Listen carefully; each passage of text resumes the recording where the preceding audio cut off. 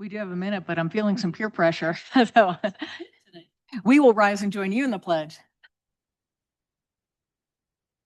I pledge allegiance to the flag of the United States of America and to the republic for which it stands, one nation, under God, indivisible, with liberty and justice for all.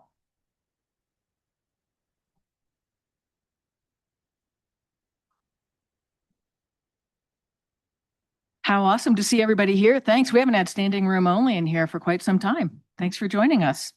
Let's move on to roll call, please. Councilmember Larson, Yes. Councilmember Cassidy, Yes. Councilmember Danhon, Present. Councilmember Cox, present, Councilmember Stubble, present, Councilmember Josh Hahn, Yes. Mayor Wyatt. Present. You have a quorum, Madam Mayor. Great. Thank you. Next up, we need to go through approval of the agenda, and we do have an amendment to be made for it. Thank you, Mayor. Make. I would move that we amend the agenda to remove the new business 8C, the lander audit presentation for last fiscal year. We only just received that tonight, and given that we should spend lots of time reviewing it as well as our members of the community, let's discuss that instead later in February on the 24th. Is that right? That's correct. Great. So I Yeah. move that we amend the agenda to remove section or item 8C. Great. Can I get a second on that? Second. Great. And any comment, question? Again, that since we got that late, I know with it's almost 67-page document, we want time to review it. Especially since I had invited folks at Governor Gordon's to join us today for it. So wanted to let folks know about that. So call for the question, Councilmember Larson. Yes. Yes. Yes. Yes. Yes. Yes. Great, and that passes. Next up, communication from the floor, if anyone. Oh, move to approve the, yes, thank you. Move to approve the agenda as amended, if I could get that motion. So moved. And a second? Second. So moved by Councilmember Cox, seconded by Councilmember Josh Hahn to approve the agenda as amended. And Councilmember Josh Hahn, we'll start with you. Yes. Yes. Yes. Yes. Yes. Yes. Thank you. Thanks for that catch. And now we'll move on to communication from the floor. Anyone who wants to, please approach the microphone. State your full name for the record. This meeting and comments are electronically recorded, and comments are limited to 3 minutes. Anyone wants to come forward?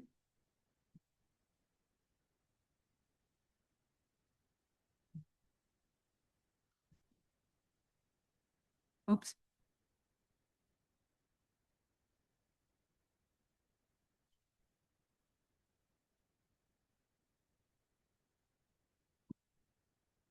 Yeah, you got it. Thank you. Dr. Charles Woolwine. Regarding happiness, among all 50 states, Wyoming ranks 30th. Today, while substitute teaching, my students told me that over 60% of students are sad. Another student asked me, Dr. Woolwine, are you happy? When I responded, yes, the student said, Dr. Woolwine, I would give anything to be happy. You see, just below Wyoming's thin crust of natural beauty lies a deep and abiding sadness. I see it every day, and the Bible tells me why. The Bible clearly tells me that to God, the so-called wisdom of this world is pure foolishness. And the Word of God furthermore tells me that men claiming to be wise have become fools. Let me offer one example of, in my opinion, man's foolishness. In Wyoming, it is illegal to touch a hummingbird egg, but legal to destroy an 8-week-old unborn little girl of the same size. Truly, men claiming to be wise have become fools. What about a peregrine falcon egg? That's a little bigger, right? Again, illegal to touch one, but a 12-week-old unborn little boy of the same size, legal for it to be destroyed. Once again, claiming to be wise, men have become fools. You might ask yourself, how on earth can this be true? Surely we are not that stupid. Well, in Wyoming, until around the 24th week of gestation, unborn children are considered non-viable, meaning the unborn child cannot survive without its mother. And in Wyoming, as terribly heartless as it sounds, if an unborn baby cannot survive without its mother, it can be destroyed. So what about an 11-inch long baby grizzly bear that needs its mother to survive? You guessed it, fully protected. But a 22-week-old non-viable unborn little girl of the same size legally may be destroyed. To date, 7 states have 90 sanctuary cities in which the killing of unborn little girls and boys is totally banned. But for Wyoming, full of depression, suicide, alcohol abuse, there's not a single sanctuary city for the unborn. Someday in Wyoming, there will be sanctuary cities for the unborn, and Lander could most certainly lead the way. But such a move will require brave and forward-thinking leadership. But one thing for certain, and you can mark my words, someday, when there's leadership willing to protect the non-voting voiceless, there will be sanctuary cities for precious little unborn babies. Why not Lander? Why not now? Thank you. Appreciate it. Thank you, Mr. Woolwine. Anyone else? Okay, seeing no movement to the microphone, Councilmember Larson, we'll move on to council updates. I've got nothing at this time. Thank you, Mayor. Councilmember Cassidy, Same, ma'am. Nothing this week. Councilmember, holy mackerel. I also don't have anything. Oh, this is unprecedented so far. So I get all the time. Can I get some too. Okay. Well, thank you, Mayor. I have an update out of the tree board who are busy planning for their role at the Garden Expo held by the Conservation District. That's April 18th this year. And they'll be talking about trees to plant, how to take care of them in our climate and soils. And there'll be trees for giving away as well. And Mayor, I believe you'll make some statement about our Tree City USA status there as well. So thank you. The Energy and Environment Expo, and I'm sorry, on tree board also, they're meeting with state foresters from the, oh my gosh, I'm missing the name for the department there, but Wyoming State Forestry are coming to Lander on February 24th to do a walkthrough of City Park, help us understand the health and status and needs for the trees, our beloved cottonwoods up there, and help start to develop a plan for how we can take care of those aging trees and provide for a safe setting at the park as well. So I'm glad for that expertise from the state agency to come and help guide and inform our staff as well as the tree board too. So I'll report back from that after it's happened. Energy and Environment Task Force is running some numbers, working with staff again, still considering how we might be able to make the solar panels here on City Hall be viable in the absence of the match from the Rocky Mountain Power Blue Sky program. So no promises there if we can make that financially viable, but if that return on investment makes sense, it's something council will be able to revisit. Given the importance of City Hall as a hub, emergency hub, the services we provide with the police department here, and the need to have backup energy sources, that's still an intriguing project for us to consider. And then lastly, Mayor, I know you're going to make some remarks, given that we're about a year now since the untimely and sad death of Mayor Monty Richardson, but I'll just name that I still go through town and in the building here and expect to see him at times. So he's so dearly missed. So thank you all for keeping him and his family in your thoughts. Thank you, Mayor. Thank you. Councilmember Josh Hahn. Yes, I just have one thing and it's nothing to do with liaison. I've been thinking about it since the last meeting. So I'll make it quick. We got a lot of people here and everything. I wanted to read this and it's more of a question or anything. I'm not attacking you or your job or anything, new treasurer. It's just a question on things that I was reading and what happened. So this is July 13th, 2022. Mayor Richardson said the city would begin advertising for a deputy clerk and for a deputy treasurer. As city treasurer, Shari Lara would be retiring in 3 years. This is part of our succession planning, so we're not left in the lurch when these retirements occur. So then I got to thinking, and we did make a hire, and he was supposed to be trained for that amount of years, and then that would be a wage coming from the taxpayers, and then so we paid that wage for 3 years, and then we didn't pick that person, picked a new person. And now we're paying that wage plus the other wage, plus we're talking about paying $100 an hour for the new person to learn. Sorry, I don't know your name, ma'am. I can't remember. I'm horrible with names. Yep. Anyway, the new treasurer to learn from a WAM employee. So I'm trying to figure out how this is a smart spending per se, if we're paying, now 2 wages and we're back at square one. Our succession plan obviously didn't pan out. Yeah, so let me see if I can answer that without delving into the territory personnel.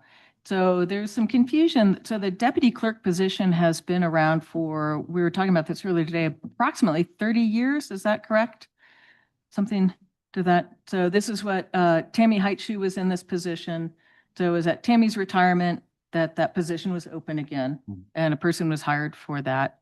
And certainly one option or it could have been that person would then succeed into the treasurer position. In the interview process, we ended up with a number of candidates and found some even stronger candidates. So we are not paying an additional salary. Both of these positions have been a part of Lander City government for literally many decades. And I realize in our conversation before, I misspoke or didn't clarify enough that when we talk about the training, it's not about having Christy Kane, our new treasurer, learn how to be a treasurer. She's been a CPA for 25 years now. So extensive background in multi-million-dollar construction projects in complex healthcare, funding, et cetera. And what we're trying to do is transition Shari's historical knowledge of 19 years of developing systems and processes and where information is stored and being able to transfer that to our new treasurer.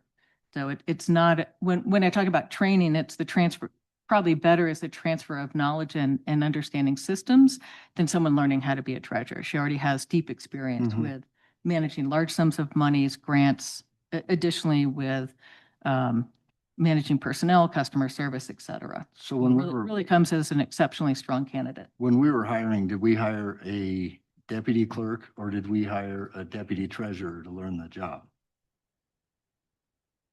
I am not sure I can speak, what is Kevin's official? Juror/clerk.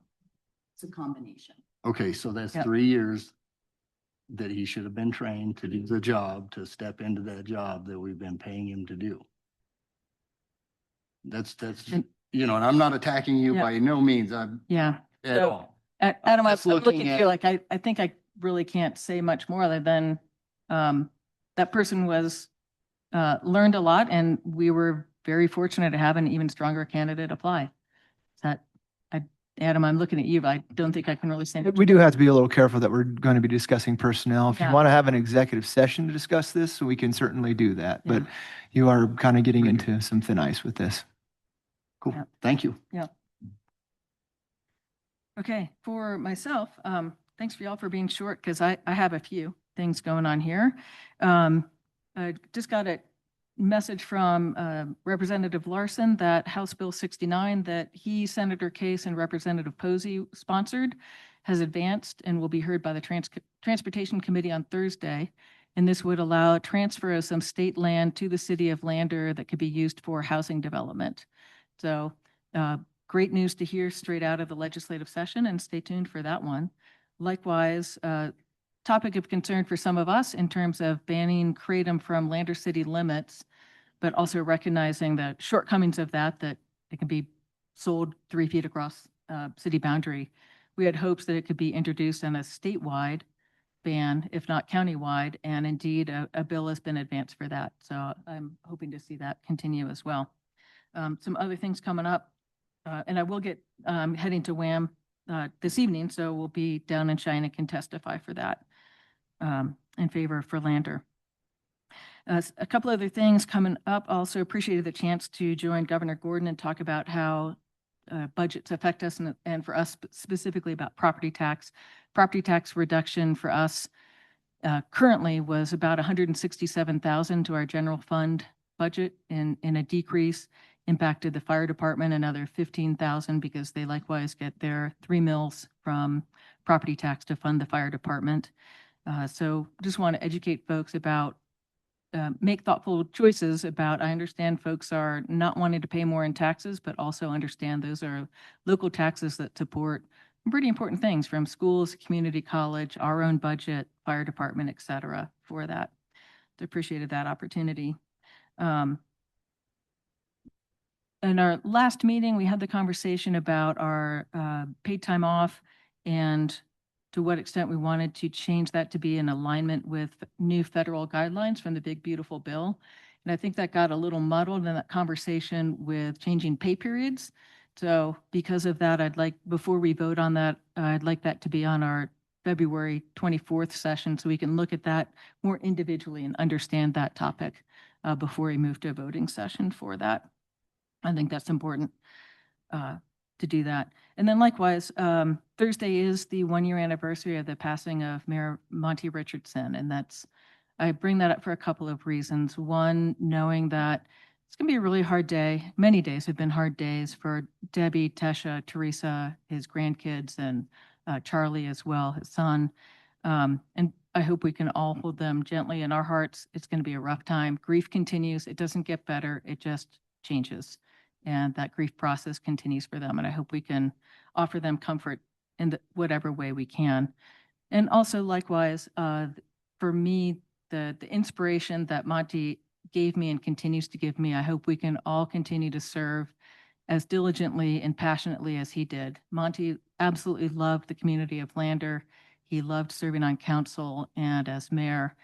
And even though there's challenges in what we do, I think we are very, very privileged to be able to serve our beloved community in the way that we do. And I hope we can continue to do that with the same passion and fidelity that Monty brought to it. So, thank you. Yeah, with that, I'll turn it over to staff, starting with the last time I will say interim Chief Wah.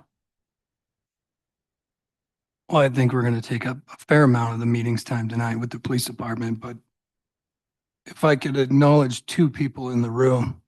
For those of you that didn't make it, Dwayne Kaiser's here, over 28 years of service to the city, and he retired. So we're very thankful for that. We will miss him. Sitting next to him is the new administrative assistant, Rachel Depew. Lots of things are changing and moving with the knowledge she brought with her. So a face to a name, so you have it. Outside of that, I'll answer any questions. Any questions? Okay, moving on to you, Lance. Yes, thank you, Mayor. Just one thing, Buena Vista did bid today. We received 3 bids, and 2 of them were underneath the engineer's estimate, and they're being evaluated. So on the 24th, hopefully we've gone through those and we have a recommendation for award for that project. Happy to answer any questions. Wow. Can you give us a estimate of how much under they were? So it was in the $6 million range. And so there's some things to still be figured out with bids, so I don't want to quote exact numbers at this point because they have to go through, make sure tabulations were correct. There's lots of documents to be submitted as well. Okay, fair enough. Okay. I do have a question. Councilmember Cox.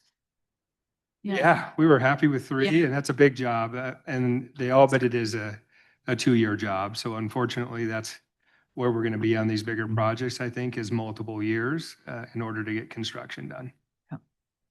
I have a quick question in reference to the land adjacent to City Park. I don't know what we're calling that, just City Park. Yeah. Yeah. There's been a considerable amount of work done, which is awesome. I'd like to just thank those who have been doing that. I don't know if you've had an opportunity to go and look or if anybody's had an opportunity to do that. But there also appears to be some utility work going on as well there on Fremont. Am I? So are you seeing somebody in the park or adjacent to the park? So that new property that we have, Uh-huh. they've cleared it all out. I mean, it looks Yeah. incredible. But then there also looks to be some utility markings happening. So we have 3 different wells on that new property. Okay. And so the plan is to flow test those wells and see if we can use them as a raw water system to irrigate the park with 2 existing wells. So you'll see some work as far as reestablishing those wells and seeing what we can generate with flow rates. But we'd really like to put the ball fields and that park on a raw water system. And as far as the future for the park, I think a lot of this depends on, is there going to be a project in the area for flood protection or not? We're Yeah. haven't really created any sort of long-term plan, but being able to use the property and see the extension, we see lots of walkers in different use and people who want to occupy the overflow of the park for different purposes. So I think we're still open to ideas on it, but don't have a clear direction yet as to what that's going to be as it evolves. That's great. And the amount of money that could be saved on watering grass with with untreated water would be nice. And just the last question I had for you, Lance, and I don't mean to put you on the spot, so certainly if you can't answer this now, next week or a month away or whatever, but is there any concern about the lack of water? So our water rights are in a pretty good place, and we've been able to target a lot of our leakage. So the plant's only making at this point 750,000 gallons a day for our community. So drinking water wise, we're fine, and our water rights should stay in priority as long as there's water within the river. We have Worthen that we're hoping still gets full. We've left it pretty high at this point and we're monitoring it. And so we'll shut it off early, but the goal will be to capture full volume in Worthen and Fry and use that if we need it. We still have that wells project in the back burner. This would have been a good year to have wells in addition to what we have, but truly our water rights are in a position where hopefully we don't have to go into any sort of restriction, but we could meet the needs of our community. But there's certainly going to be an impact on irrigation and other users in the area if there's not more water and more recharge. Everything's very dry and declining as far as the Townsend Creek drainage snow gauge that we look at. And so we're hoping for big spring snowstorms and, ones that help recharge the ground and get things going around here. Well, like I said, I put you on the spot a little bit, but I think it's important to know that a lot of what we've done with the water, with our tank system, with figuring out a redundancy system has been an incredible asset to our community. And this year is a good example as to why. So it is. Good job on that. A lot of our irrigation still is our shared use spaces with the schools and parks. And so we have a lot of control over how much water that we put on those areas. So those would be the first that we would talk about cutting down on usage to make sure that we're conserving for the community. So I think we have plans in place if things get worse, but hoping that, we don't even have to really dip into storage until late season, but should be okay. Thank you, Lynn. You're welcome. Anything else? Okay. Regine? I have nothing tonight unless you have questions for me. Any questions? Okay. Christy, your turn. Mine will be very quick because this is literally. I need to pull your microphone closer to you. Mine will be very quick because this is only my 7th day on the job. I did have training last week with the former treasurer. I haven't seen her this week at all. She's out of town at WAM.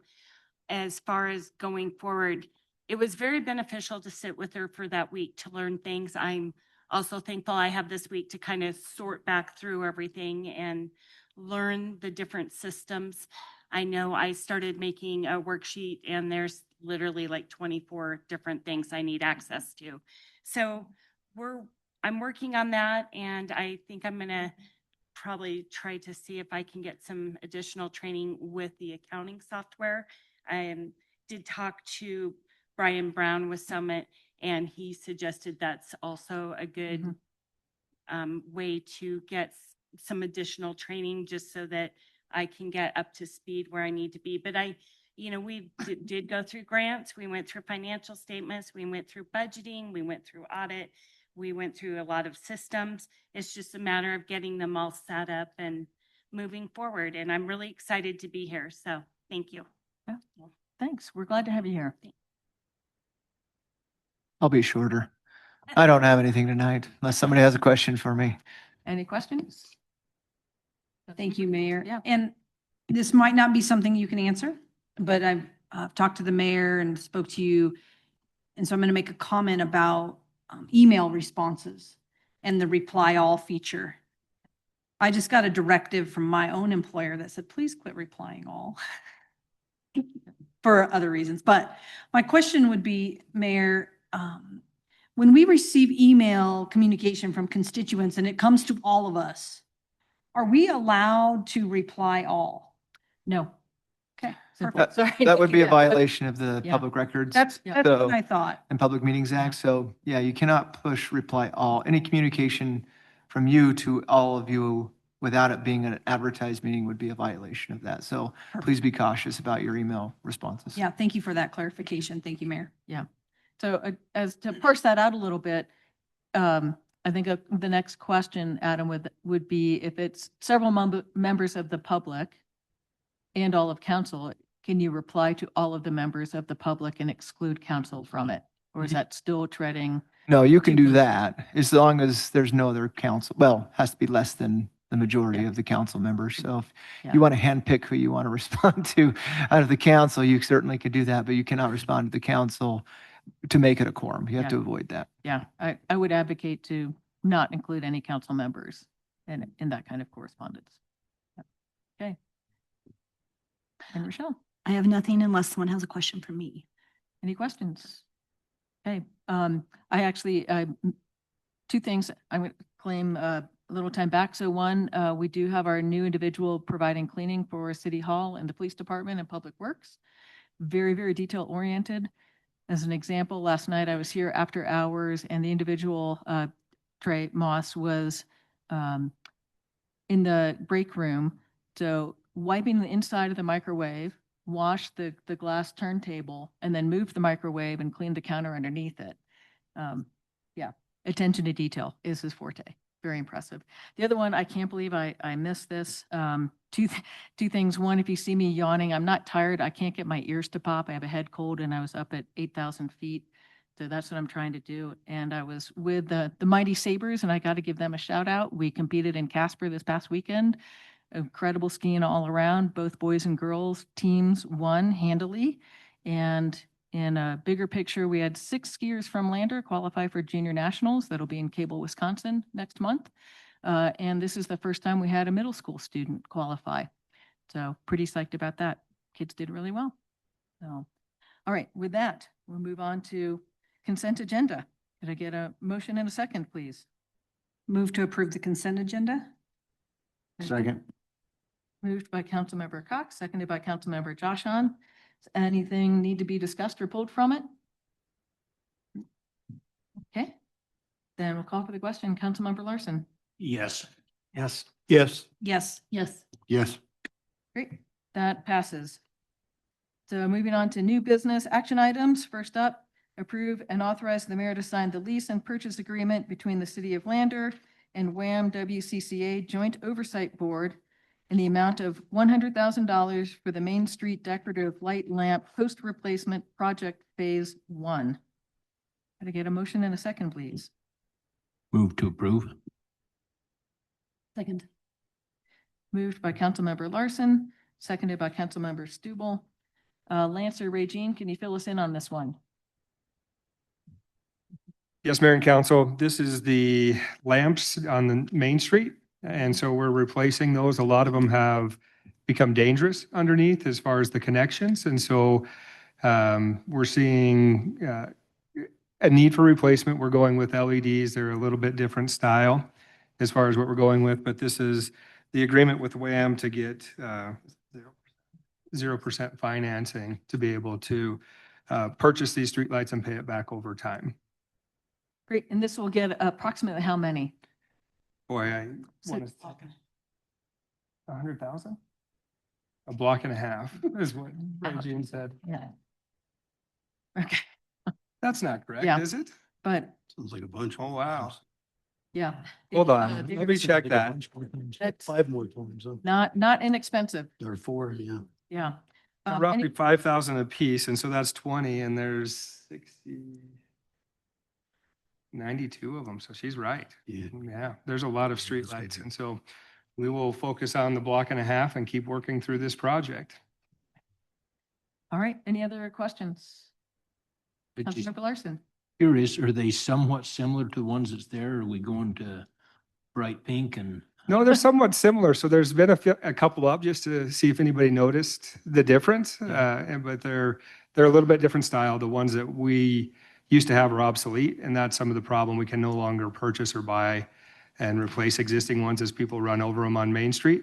But they're, I think, more of a hanger style that you'll see. Perfect, thank you. You're welcome.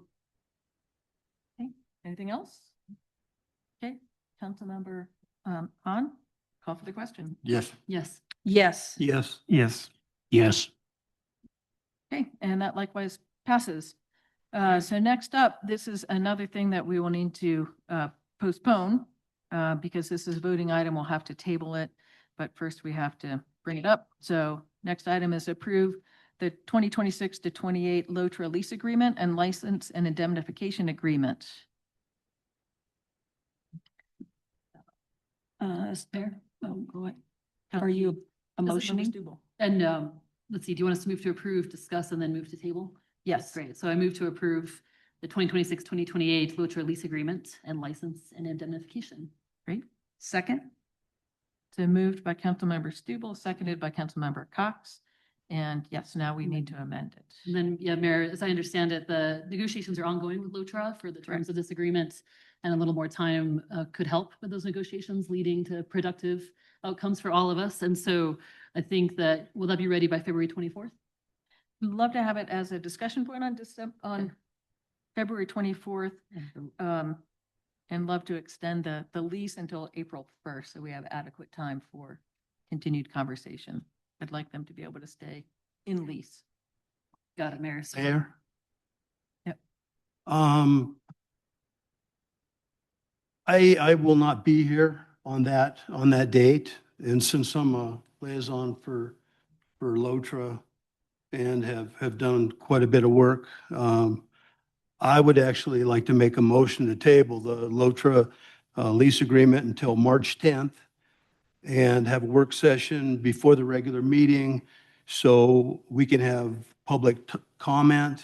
And I'd also like to extend their lease, if that has to happen, till we make a decision. But I'm not going to be here, and I need to be here for that.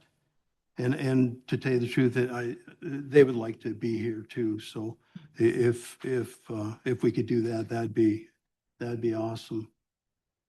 So your motion is for. My motion is to table it until March 10th and have a regular meeting before with a public comment and also extend the lease if that is necessary. And can I get a point of clarification? You keep saying regular meeting. Do you mean a work session to discuss it before the voting session? Yes, Okay. excuse me. Yes, a work session. Very good. Thank you, sir. I'll second. And can we have a date through which the lease is valid instead of indefinite?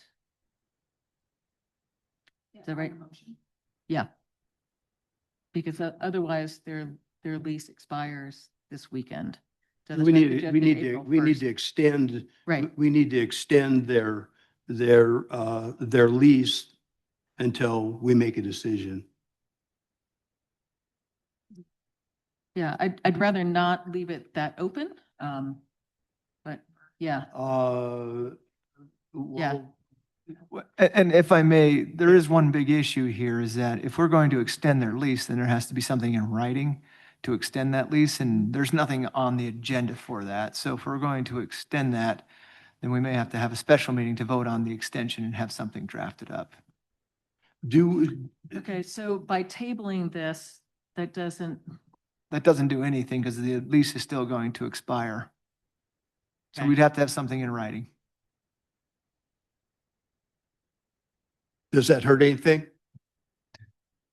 What do you mean, does that hurt I mean, anything? if it expires, They're out of lease What day does it expire?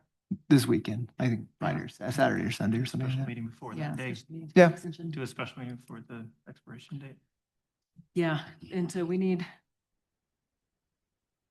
Rochelle, can you remind us the time length we need for a special meeting, I think it's only an 8 hour. That's correct. Okay.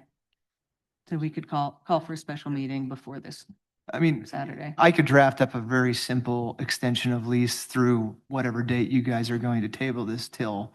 And then you could have a special meeting for 15 minutes on Friday at noon Okay. or something like that. And we could vote on to extend the lease until that date. Okay. Okay. This Thursday? Yeah. Okay. So, and while we're doing that, can we all meet on Thursday? We do 5:15? Can I get a point of clarification? You're talking about meeting on Thursday to do this special meeting? Correct. Does that give you Is enough that- time? To provide the appropriate notice? The concern is that there's wham going on and most of your staff Right, I will be would have gone. to- So I just wanted to make sure that you could get that done. Is that going to be feasible? Okay, thank you for that. I know I'll be joining you remotely, but thank you. I know that's extra work for that. Okay. We'll find someone to start the courtroom. Okay, thank you. That would be the. Okay. Yep. And can we, at this point, go for the lease through April 1st? So we have time for a negotiation. So Adam, did you get that? So the lease would go through April 1st. We have time for negotiation. Okay, And I'll continue try and get that conversation. drafted up so that we can get that sent out so that you guys can at least review it. Okay, thank you. So we have a motion to table it until March 10th with we'll have a separate meeting for extending the lease to April 1st. It's been, Mayor, may I offer some discussion on that? well, we had a motion by Councilmember Hahn. We haven't had a second for that. Oh, we did. Okay, so Councilmember Hahn and Councilmember Cox. Yes. So thank you. One point, I think you have quorum for Thursday. I'll be absent Thursday unless it's after 7 PM, but I think we're extending lease agreement, meet with, if you have quorum. I don't need to be there for that. And then for March 10th, Mayor, can I double check with you that I believe you're absent that meeting? And I think as one of our, I will be here. March okay, 10th. great, that's true. Yeah. Great. So we should keep, yeah, I want to make sure as you're our key negotiator here that you were present as well. Yeah, thank Okay. you. Okay, so with that, call for the question, Councilmember Larson. Yes. Yes. Yes. Yes. Yes. Yes. Great, and that passes. Okay, next up, consent to the appointment of Kelly Waugh as the City of Lander Chief of Police. Can I get a motion in a second? I move to consent to the appointment of Kelly Waugh as the City of Lander Chief of Police. Second. So moved by Councilmember Cox, seconded by Councilmember Josh Hahn. Any discussion? Didn't think so? Well, I think maybe some gratitude. Thank you, interim chief, soon to be chief, for a lengthy service as interim. I know that caused uncertainty for the department and for yourself as well. So thanks to all as well as you dealt with that long transition. And gosh, I don't even know, I didn't prepare much here, but thrilled to have you on board as permanent chief. So thank you for taking the position. I was saving that for the other part, but Oh. sure, go for it now. I have a Yep. quick comment too. I Yep. think what a great opportunity and to have a gallery full of people that, that I respect dearly. I was talking to Chuck Carr not too long ago and I was like, man, I feel like you guys raised me, when I came on board I knew everything as a juvenile probation officer, but I think that this room is really indicative of where our police department is at.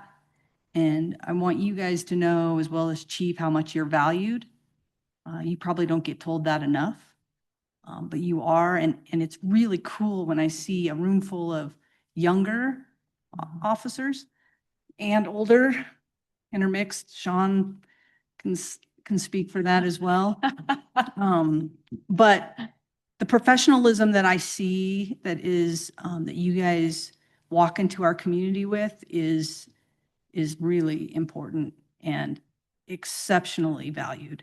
So it's a pleasure to be here tonight to witness Chief Waugh's chief instead of intern, and moving our community in a community that I value in the right direction. So really cool. Anyone else? Okay, let's administer the oath. Do we need to vote on that? What's that? Do we need to vote on the consent? Oh, yeah, I guess we do need to actually vote. Hang on. So call for the question. Councilmember Larson. Yes. Yes. Yes. Yes. Yes. Yes. I don't really get to vote, but I'd add a resounding yes.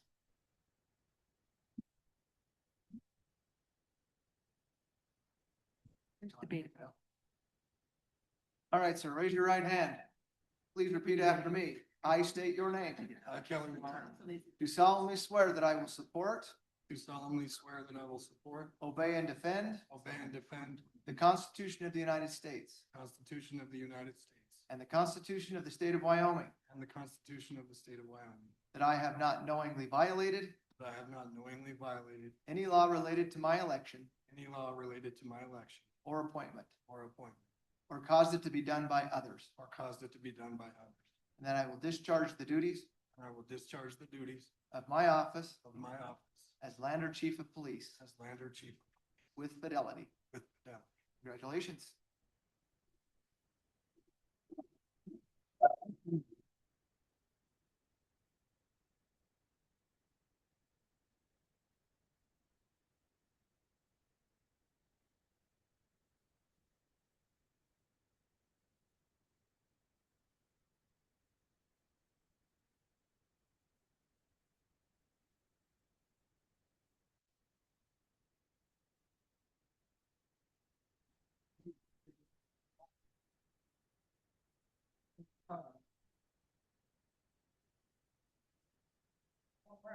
You do. Yeah, so this is where I get to say my appreciation. Thank you for giving me the honor of administering this with you. You know, I've had a number of conversations about the importance of integrity, of character, and how we incorporate that in the service to our community department.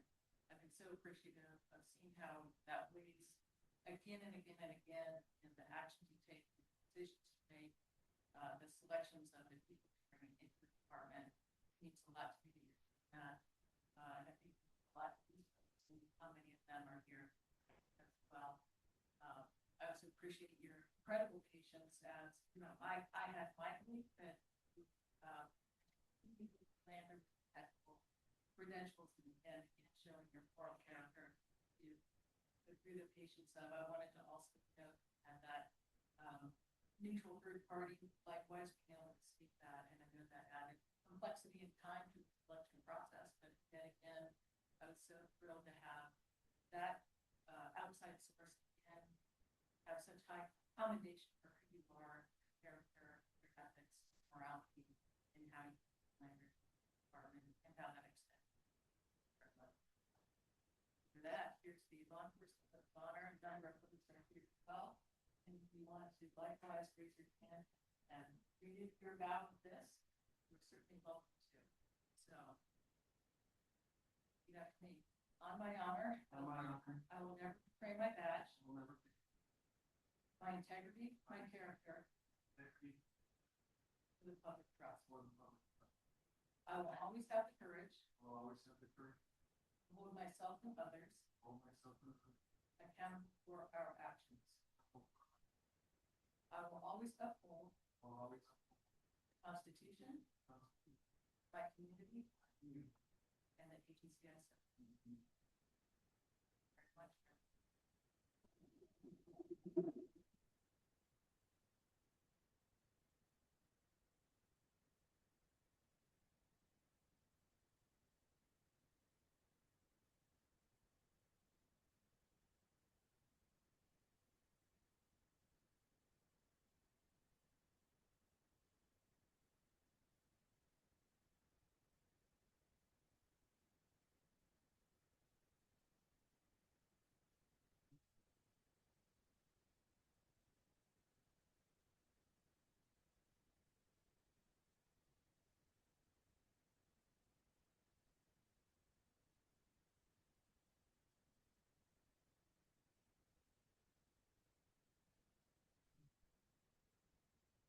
Yeah, on the flip side.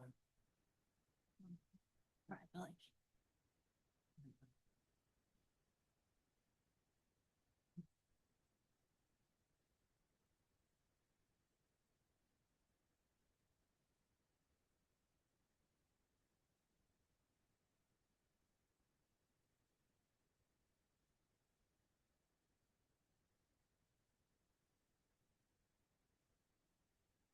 thanks. It's just a lot. I've been here a lot lately, and I've been very vocal about how important it is to acknowledge our staff and appreciate our staff through the good times and the bad. This is two gentlemen, Officer Ken Steigers, Sergeant Garrett Millington, if you two would walk up here, please.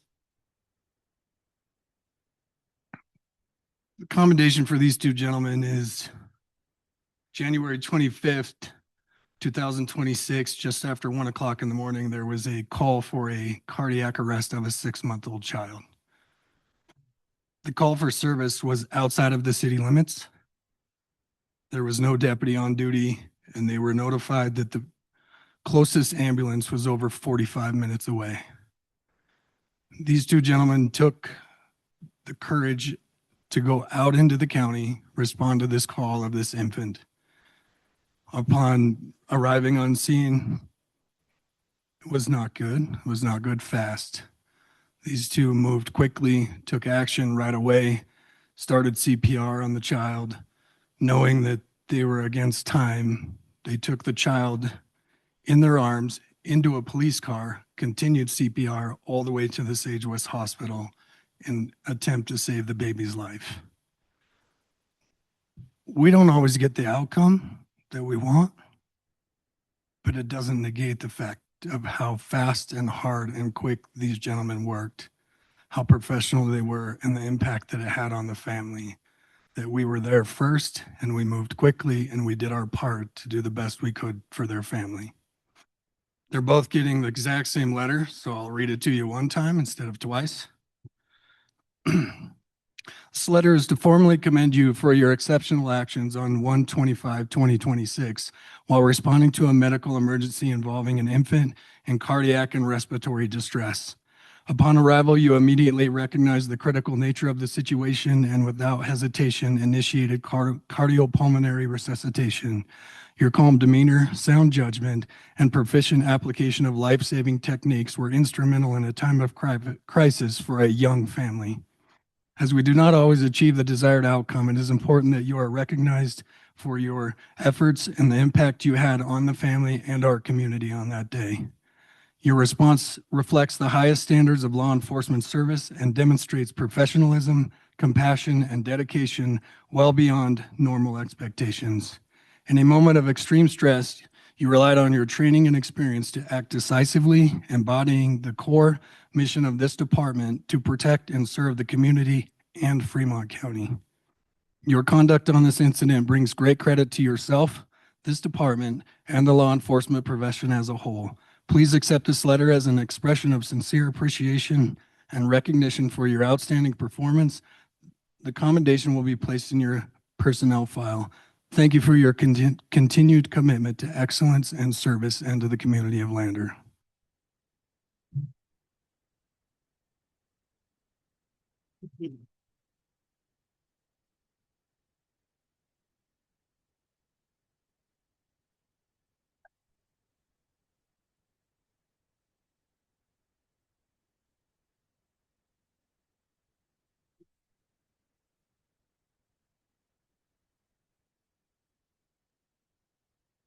Thank you, both of you. You continue to make Lander proud with your actions. Thank you so much.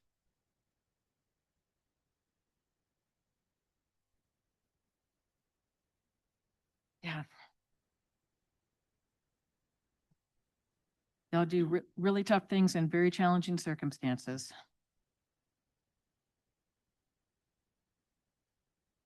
All right.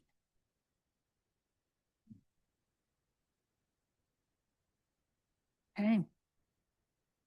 We'll move on to our last section, which are moving back to action items.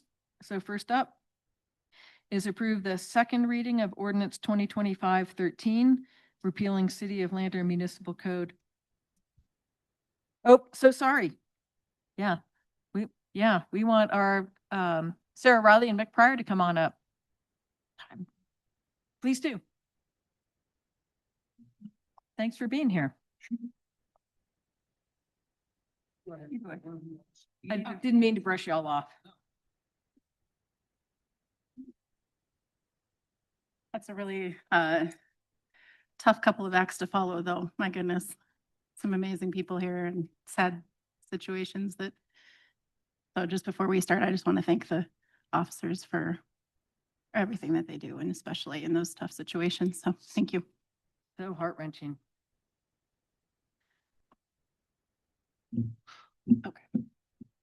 Mayor, council, my name is Mick Pryor. I do not live in the city of Lander. I live just outside of Hudson, so I am a resident of Fremont County, but I am a property owner here in Lander. So with this, I come to you with an introduction to some work that we have been doing on behalf of the Fremont County Association of Governments. Back in September, the Joint Powers Board, that is FCAG, solicited nominations or volunteers to comprise a committee to look at funding key services. Ultimately, that committee was formed. I was elected chairman. Sarah has served as a member of this body as well. And for approximately 2.5 months, we met weekly to compile information and understand the situation related to 3 distinct issues concerning all residents of Fremont County. Those 3 issues are ambulance service, commercial air service agreements, and then public ground transportation.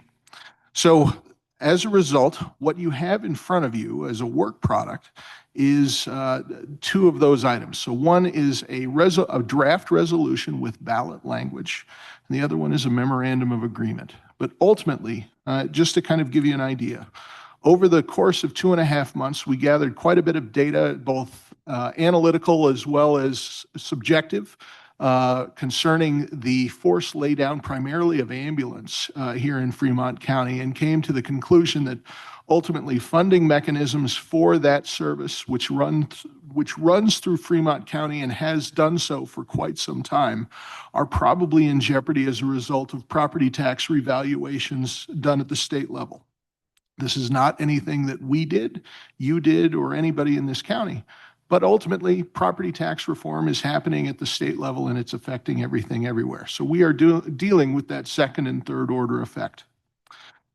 Until 2015, the enterprise fund that the ambulance service fell into at the county was actually, let me back up.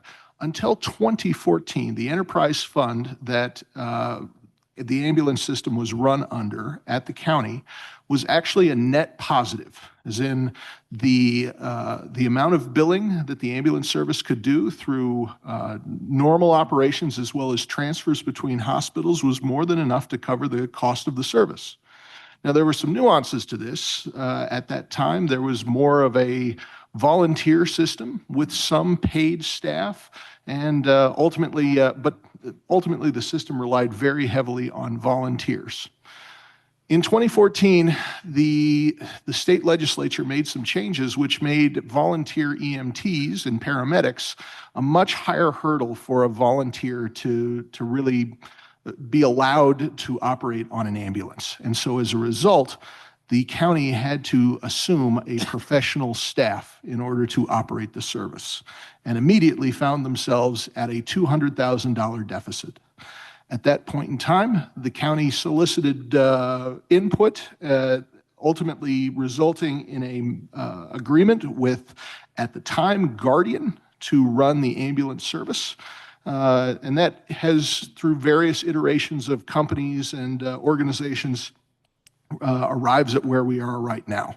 Right now, we are, if you're familiar, our ambulance service is run through Frontier Ambulance, which is a subsidiary of Priority Ambulance based in Tennessee. This is a for-profit ambulance service. Right now, they operate 3 ambulances in Riverton, 2 in Lander, and 1 in DuBois. This is a 6 ambulance system. So as we were pulling apart all of the data, trying to understand a couple of different things, because the biggest problem we came upon is the county pays just a little less than $2 million a year for this service. However, it's somewhat of a black box. We don't know how much the priority ambulance service bills to patrons who utilize it for transport to hospital and elsewhere. In addition, we have some idea of costs, but to our knowledge, at this point, there has been relatively little investment by Fremont County into the infrastructure related to ambulance. Currently, that contract basically only covers personnel. The county still owns the ambulance barns, the ambulances, and most of the equipment that goes into those boxes. The trick is those boxes are now, some of them 30 years old. I mean, like they've been put on more than one frame. And as you can imagine, most of those frames run almost 350,000 miles before they're replaced. So we're dealing with two major problems within that key service. And that is the cost to operate going forward and then the capital cost to maintain the system. So ultimately, property tax reform has created an issue wherein the county is on shaky ground with respect to that. In addition, talking about the other two services, the capacity purchase agreement, which the Central Wyoming Regional Airport through the city of Riverton engages in for commercial air service into and out of the Riverton Airport, is also in somewhat jeopardy.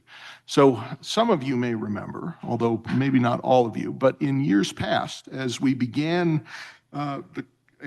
iterations of the capacity purchase agreement, this council, as well as Fremont County and the city of Riverton, were asked to provide funds in order to ensure that service was maintained.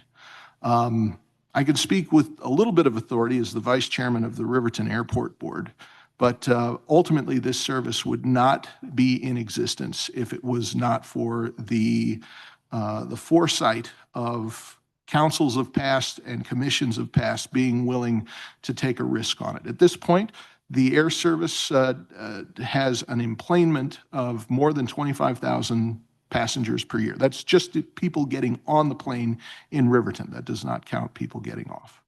But ultimately, this service up into 2024 was covered through the half-cent economic development tax. It was, if I remember correctly, 20% of what was collected of that half cent. Thankfully, through leadership and a little bit of foresight, the city of Riverton, the city of Lander, and Fremont County have been able to keep that service alive through this fiscal year and hopefully into next fiscal year. But those funds are anticipated to probably run out before the end of the next contract year, going from July 1st of 2026 to June 30th of 2027. So new funds are needed in order to ensure that that service stays in place. What I will tell you, just as an anecdote, once these services leave small rural airports like ours, the ability or probability of getting them back is virtually zero. And a lot of it hinges on the TSA coverage that our airport receives. Once that service leaves, it is difficult to reestablish it. Anecdotally, Worland tried to reestablish their service after it was abruptly lost and has yet to do so. And I don't anticipate that they will anytime soon. Beyond that, the Wind River Transit Authority operates buses across Fremont County to help folks save on fuel, but more appropriately, provide transportation for those who have otherwise no means. This service is of particular use on the Wind River Indian Reservation to get to and from courses at CWC, shopping in both Lander and Riverton, and as well as work in all communities thereof. Right now, the Wind River Transit Authority is going through a reevaluation of their route system to ensure that they are providing the best service possible. What I will tell you is this is a workforce development concern related to all of these things. Realistically, all of these things that I've mentioned have some impact on the economic viability of Fremont County and Lander specifically. In front of you is so with all of those concerns kind of compiled together, and let me tell you, it was a lot of work to kind of pull together all of these different issues and try to find maybe a common solution. We went back and forth on what is the right thing to do and how do you best do it. So utilizing the economic development taxes that are available to us through state statute, the committee worked through the numbers, and I'll tell you the hardest number, the easiest number is the capacity purchase agreement. We know exactly what that is from year to year, but ambulance service is a black box. So we actually had to go back and reconstruct what we think the cost of an ambulance service is to operate. And I'll tell you, Sarah, myself, and others pulled together numbers from 3 different places. Sarah did an excellent job of projecting forward the costs, taking into account inflation for the 2015 numbers. I used a rule of thumb model provided by the Cody Regional Hospital to, project the cost based on a factor of the cost of personnel. And then another member of our group pulled together the numbers based on a statistical regression from a Wyoming Department of Health report that looked at ambulance costs across the state. And what I will tell you is between all 3 of those numbers, we came in with a fairly tight range. We estimate, and it's an estimate, we don't really know for certain until you actually run one, but we estimate the cost to operate an ambulance service of 6 ambulances here in Fremont County is between $3.4 and $3.8 million. Now, that's obviously, all good plans, kind of fall to the wayside when met with a real world budget. But we're pretty confident in those numbers. So taking all of those things together, about $3.5 million for ambulance service, $2 million for capacity purchase agreement, and $1 million for funds for ground transportation. And I think it's important to note the nuance there. Ground transportation is not exclusive to the Wind River Transit Authority. It would also include the budgeting necessary for senior center transportation, as well as Head Start.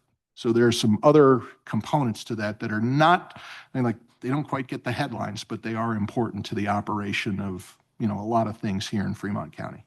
But pulling all those things together, the rough number is about $6.5 million. So as you can kind of see on the chart there, $6.5 million based on our most recent numbers from, I think, FY24, a 0.75% sales tax roughly covers that pretty fully.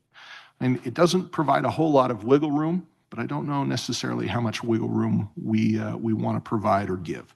And that's the nuance here is, government needs to be efficient, but it needs to have a little bit extra in order to ensure that overages are covered.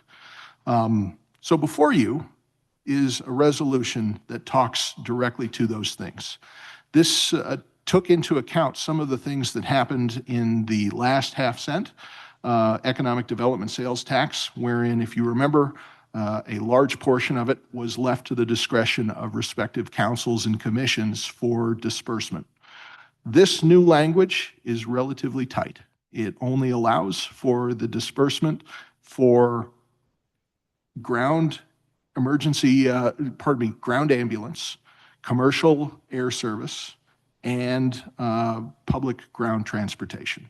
And the reason for that is just to ensure that there is no ambiguity in where these funds are going, so that the public has high confidence that monies that are taxed are spent in the way that they were approved. So tonight is basically an opportunity to introduce this idea to you. My hope is that between now and your regular meeting on March 10th, where I might return and ask you to take this under consideration for resolution.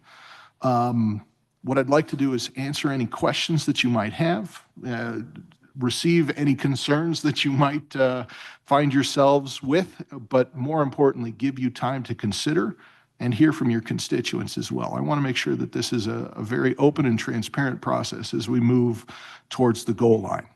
Ultimately, the goal line is to have this resolution approved by the end of March such that it is within state statute to be put to the voters in the primary ballot in August. What did I miss? I think that's the key is just that we're not asking you to make any sort of decision to fix the world right now, but to consider this resolution as an opportunity to take this question to the voters.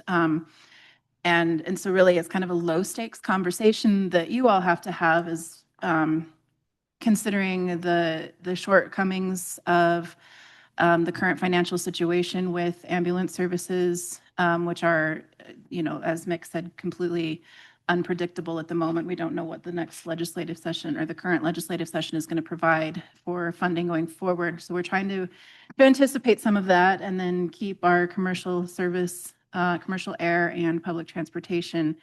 And I completely lost where I was going with that. But I think just asking you to consider allowing the public to have a say in maintaining these services is kind of where we're at right now. Thank you. And I'm sure we'll have some questions coming. I can see folks leaning forward. One thing I do want to note my appreciation that you're also calling out the operational expense of these services. Both I think the phrase is the rolling capital, both for ambulances as well as senior center buses, handicap buses, et cetera. They are extraordinarily high and they have to be kept in good running condition. So I'm glad that thought is being given to that as well. And likewise, noting that it's not just WRTA, it's CDS, Head Start, senior centers. There's a lot of unique providers of public transportation here. Mhm. I'm glad it's broad for that. And now I'm sure there's going to be all kinds of lights flashing here. So Councilmember Dan Hahn. It's not that bad.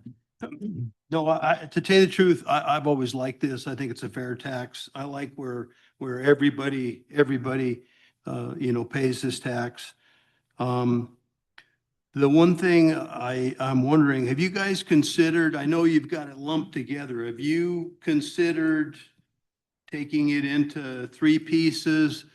This last, the taxes got kind of blown away last time and Yes, sir. We did consider breaking it apart, but there's actually a little bit of an advantage in combining them together beyond, and obviously I'm sure there are members of the public who would prefer to support one and leave the others aside. But the real issue here is if by doing it in the way that it is written, we can, so that you also have a draft memorandum of agreement in front of you. We can move those or through FCAG or through agreements with all the other municipalities. We can move money between those three things as necessary. If it's a single organization or single entity that takes, let's say, a half a cent to operate ambulance, that might be enough for a while, but at some point, if things become efficient, all of a sudden you're dealing with more money than you may need necessarily to operate that service. And don't get me wrong, I think that an ambulance service is a worthy entity to have excess reserves, to ensure that it's operating. But the idea behind keep putting them all together, one of the ideas was to ensure that any excess money could go to where it was needed as opposed to just one thing and one thing only. Well, my angle on this was there are people out there that might like a piece of the pie, but they don't like the whole pie. And if they don't like this little piece, they throw the whole, they vote against it. I've been here long enough. We've all been here long enough. If the tax fails, it's going to fall back on all the communities anyway. That was just a question. I've heard a lot of people, especially with the last voting session, a lot of people didn't like the taxes, and it's kind of scary where it's all or nothing.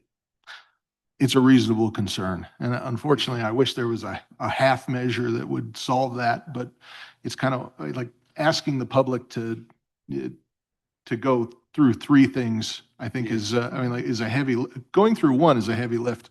Going through three, I don't know if I necessarily have the stamina to actively defend all three separately. I hope it works out. Thank you. Thank you.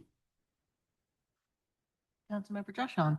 Yeah, I'd be interested to see a breakdown on the ambulance service trust. I love the ambulance service. We work with them with the fire department, all that stuff. But I was doing a little research. So primarily ambulance services are paid through a combination of patient billing, which is like insurance, Medicaid, Medicare, local tax subsidies and grants, and sometimes voluntary labor. But the majority of the operational costs are covered by billing on the ambulance. So I'd be interested to see how much they're making off of their calls and how much they're having to eat by not getting paid. So would I. Right. This is one of the sticking points on this whole thing is the county is paying $2 million for the operation of this service, yet we have no idea how much that ambulance service is billing out for their services That's where on public equipment. you Right. know.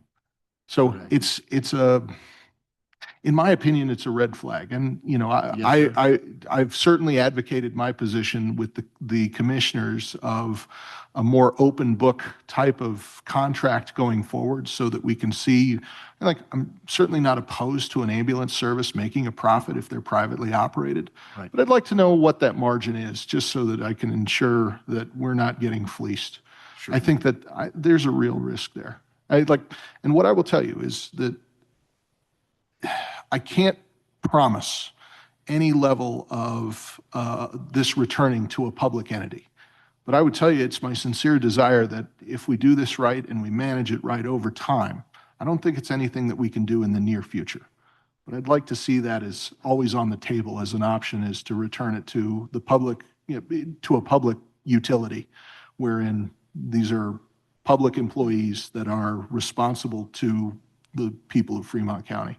And then books would be open. And that's part of why we did the math the way we did on estimating how much it would cost to provide ambulance services. We were looking at it as a more holistic approach of this is what equipment, maintenance, fees, and personnel could potentially cost. And so, not knowing for sure what those billing totals look like, things like that, I think that the way this is set up is for there to be potential for some improvement going forward. And like Mick said, potential to return to a publicly owned entity that is fully transparent, but it gives some flexibility in the meantime. And we have asked for that information. And I think it's my understanding anyway that the commissioners are working on getting us more information to the best of their ability as well. And then that will be, shared along as we get that.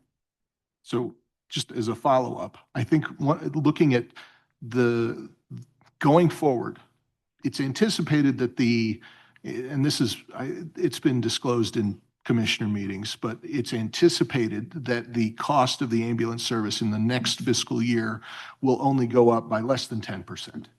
But it has been going up by a percentage point every year thus far, but it's still roughly around $2 million looking at the next iteration of fiscal year budgeting. The trick is, if we are able to provide $3.5 million, and assuming $2 million of that goes to cover this service, that frees up $1.5 million for infrastructure improvement. So that's either new ambulances or additional ambulances. It's one of the things that was constantly highlighted to us was the lack of EKG devices, or basically things that I apologize, I'm not a medical professional, but effectively those things that are critical to cardiopulmonary care. That should be on an ambulance are not on an ambulance. And ultimately it's a $400,000 ask just to put it on 6 ambulances, which sounds about right, I guess. Electrodes that are monitoring the electrical passage through the different nodes of the heart. But, what I will tell you is looking at the system, and this is like, I'm probably speaking a little bit out of turn here, but we also want this system to improve. You've heard one story tonight about an ambulance that was not anywhere near someone who absolutely needed it. And, you know, just thinking about it, I'm choked up because I would not want that for my own child. As I came in here, I was actually thinking about something that happened over the weekend in Ethity. So you may have read about the Wyoming Indian Shoshone basketball game where a young man driving the lane ultimately falls, breaks a leg, as in both parts of his lower leg, and is lying on the court for more than an hour waiting for an ambulance. This type of, I mean, like, we have to acknowledge that we live great distances from each other, but quite frankly, it frustrates me to no end that the availability of ambulances is stretched as a result of that. The other thing, you know, and I will tell you just from our anecdotal stuff, is that the care that we receive at our hospitals, we see a lot of transfers that go out via air. And I will tell you that much of that is not necessarily the fault of Sage West.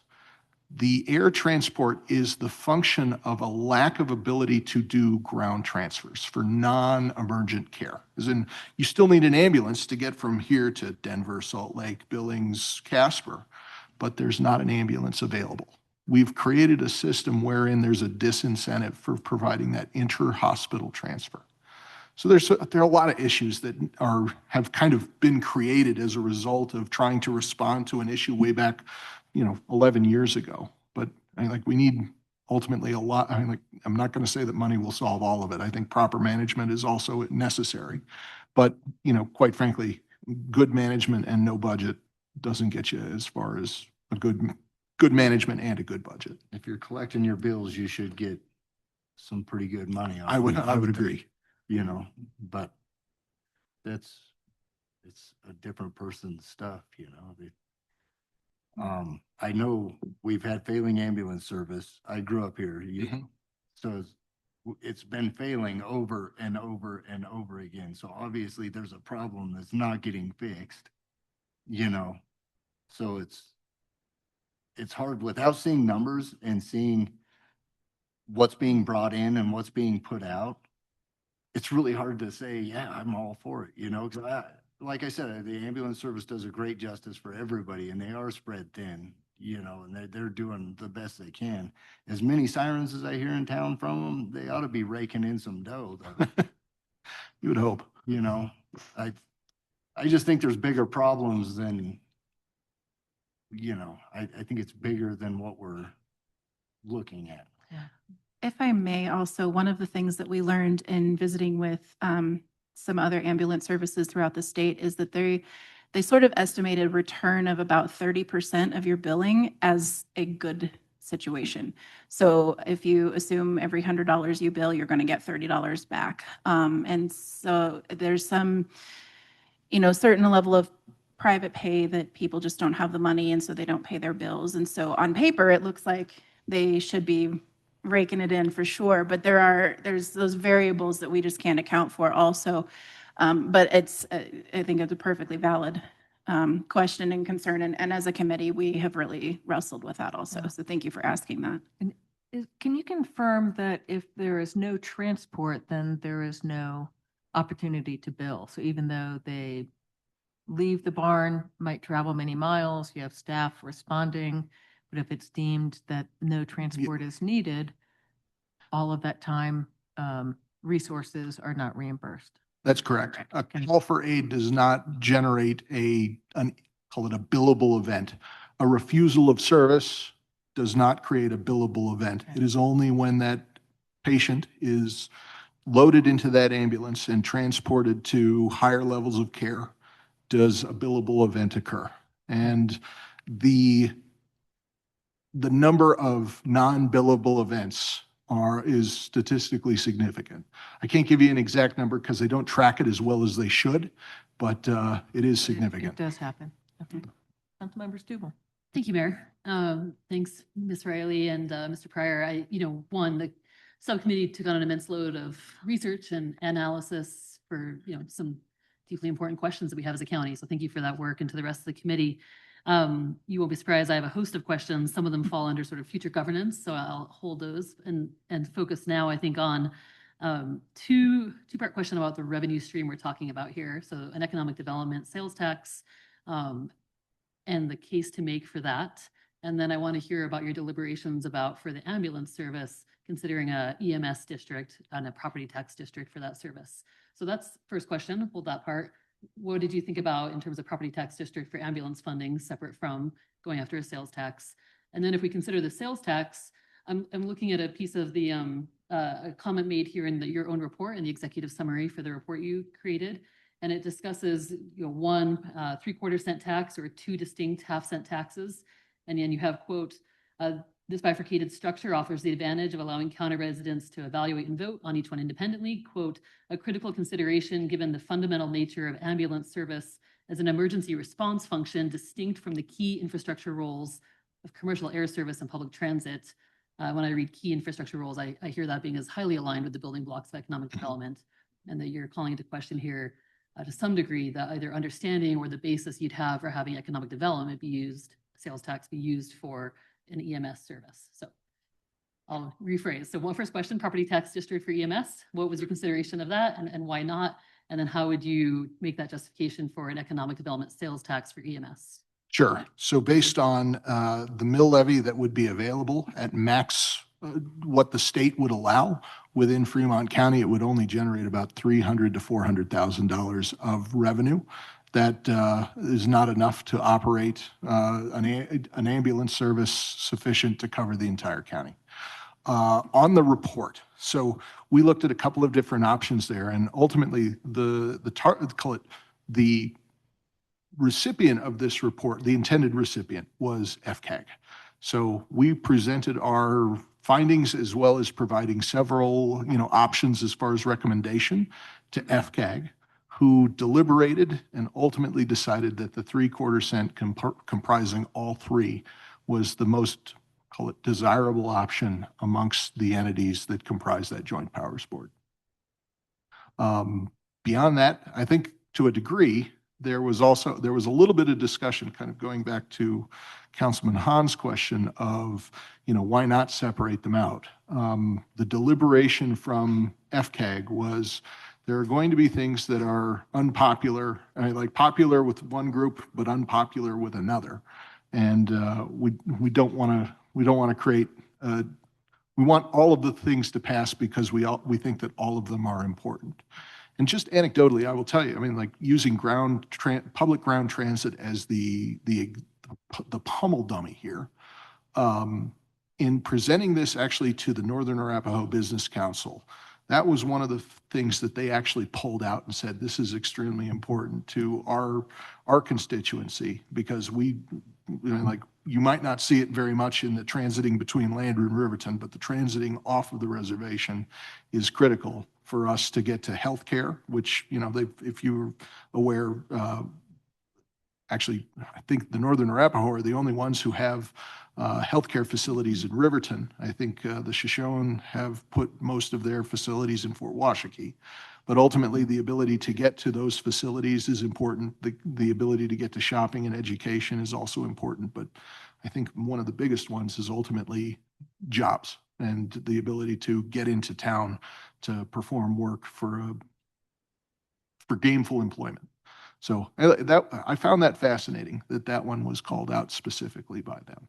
So I have mixed thoughts because as kind of the principal author of this, I wanted to make sure that the municipalities and the county government that make up Fremont County or represent Fremont County have options. So this option ultimately came from that. Yeah. And I know in many of our FCAI conversations, one of the things that help to link the three together is that, and again, y'all know I've been working on the commercial air service for 11 years now, but it is a known economic driver. It's an actual investment. The numbers coming out from YDOT for the most recent economic impact, I think they're getting closer to 13%. Is that correct for Central Wyoming Regional Airport? the 13% ROI Oh, on commercial yes. air service. So the idea of, even though we would like for ground transportation, ambulance to be able to be self-funding, it is unlikely to do that. We know ground transportation is important, not just WRTA, but CDS, Head Start, et cetera.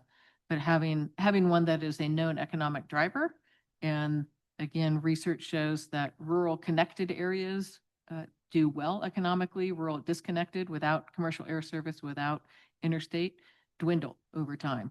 So that's also the idea of why link them together. I was initially not a fan of that, but the more I was involved in the conversations, like, yeah, it makes sense to me to link them together for that reason. Yes, Councilmember Danhon. Is there a backup plan? I hate to, is there, before, we've had the airport come and we've given, but since you have this huge conglomerate now, is there any kind of backup plan? It's a little scattered, but ultimately the state statute allows for the collection of sales taxes at the municipal level. So that is one option that we can utilize in a general election for services. But obviously, it still comes back to the voter and the acceptance by the voter to tax on these types of things. Beyond that, ultimately, it is squeezing as much blood from the turnip as we can muster, within our respective budgets. So, yeah, I mean, like, it's not a do or die, but there are Plan B and C are pretty thin.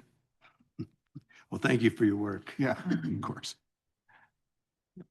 Councilmember Cassidy. Mr. Pryor, I've got a couple of questions, specifically with regards to the ambulance service. Yeah. And just bear with me because I did kind of a deep dive into this today. So just please some patience with me here. So the start off point for me is that the value of ambulance service is not in debate from my point of view at all. Our discussions about the value to our communities of that service is, I don't think anybody would debate that. My concern really is with the method through which it is being framed as economic development. In my deep dive in it today, ambulance service is not a engine of economic growth. It's more of a maintenance effort of a society. It's more like any kind of first responder, firefighters, law enforcement, et cetera. It's not going to generate revenue. And if we were to put aside on this chart $3.5 million for EMS, which is righteous and valid, of course, it needs to be done. That's $3.5 million of pure economic development that's not going into our community in any other method. That EMS, I think it would be quite difficult to measure how a robust, reliable service would expand a tax base. And then I think that economic development efforts, when very targeted and very narrow, are most likely going to be more effective than if they're broader.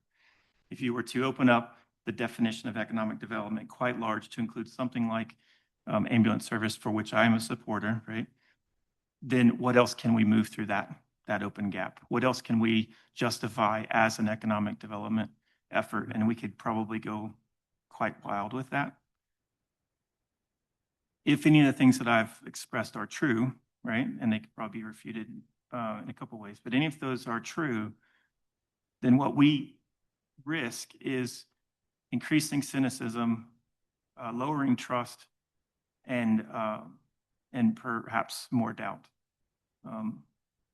in the decisions we're making, how we're approaching the community, and how we're trying to garner support for things that we all believe need to be done. So I don't disagree with the service. I disagree with the method through which we're approaching that. Some of the descriptions and answers you've given help to clarify for me why it's being done the way it's done. You described like a perhaps a specific mill levy not being enough, it won't generate enough, right? And I'm really pleased to hear that was, somebody took a swing at that and it didn't work. I don't know if we have any other options. If you did, you'd probably have pursued them all the way to the ground, right? But if I back away from it and I look at it, if perhaps this is the only way forward, we have to balance something that we all believe has immense value versus loss of trust and increasing cynicism, and perhaps then ultimately the failure, as Mr. Hahn brought up, of the entire thing, and it collapses, right? So if there's any way to, I wouldn't say better sell the plan, but to articulate very clearly that we understand perhaps it's not going to generate economic output, but it's a core maintenance requirement of a civilized society that we need to do that, and that this is the only way we can put, a solution to this problem. That might help us to communicate that to the constituents, advocate for it, which we already do believe in, and perhaps help to support it. So sorry about that it took so long. I think I can, so it's an excellent point. And economic development is a contentious issue with respect to how it's defined and ultimately how you go about doing it. The state of Wyoming has created a relatively imperfect system when it comes to sales tax. Basically, there are three different ways that you can elicit a sales tax. There is a general tax, which we here in Fremont County already utilize. And, interestingly, that general tax, even though it is technically a general tax, is primarily for the infrastructure, both roads as well as underground stuff, is what we use it for here in Fremont County. That's one. The other one is a special use tax. And this is very, very narrowly defined as you have a capital project that the exact amount. So it's effectively like levying a bond, wherein once that once that amount has been paid off, it's, that tax ceases to exist. And then Wyoming created this third option, and they labeled it, unfortunately, an economic development sales tax. And, I think they were probably taking advantage of the idea of economic development what's the meaning of life? What's the meaning of economic development? You probably get just as long of a question or an answer to either one of those questions. And that's the issue at hand, is we have to do that. We have to find solutions within the law that has been provided to us by the legislature and the governor.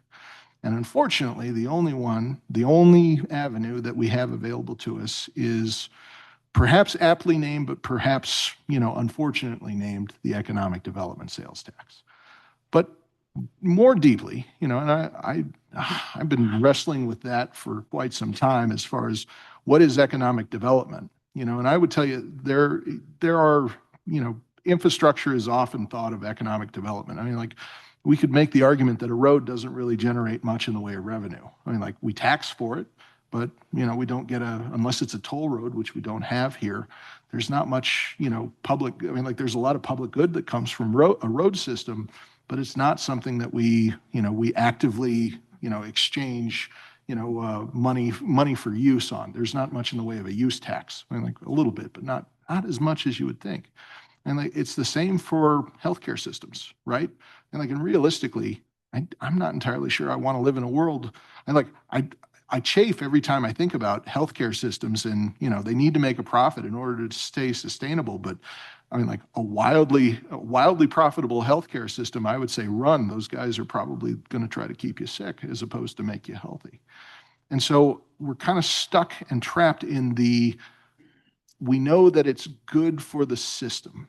It's good for the public to have this service available, but it doesn't quite meet the same threshold of, is it a business?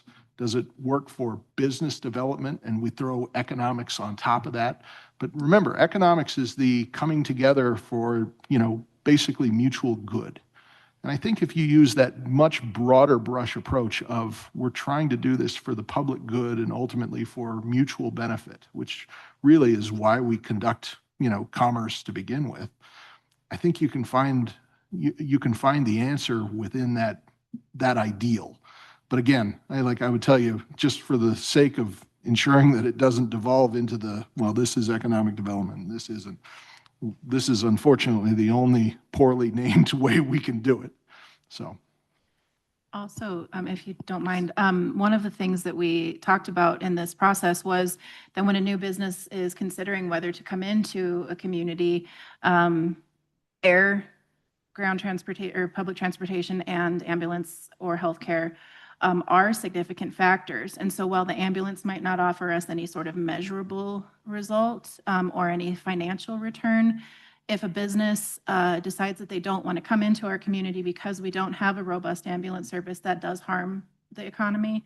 And I know just anecdotally, there are several people in the community, myself included, who, if we lose our ambulance services, will have no choice but to move elsewhere because I rely on ambulance services way more than I would like to, unfortunately. So that's sort of the hidden economic side of that. And again, like I kind of tried to preface with it, there's no doubt in the value, and I'm firmly on your side, and I'm in agreement with you.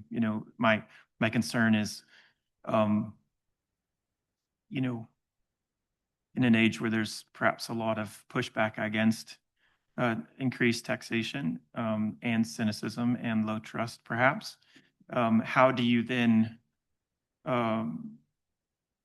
convince folks of that? How do you debate that? And it's imperfect, as you described it. It's imperfect, but if you can lead with that, if you can lead with the fact that you're cornered into an imperfect circumstance such that it has to be billed as or described as economic development. We understand that isn't the perfect peg, for the perfect hole, but that's the only option that we have.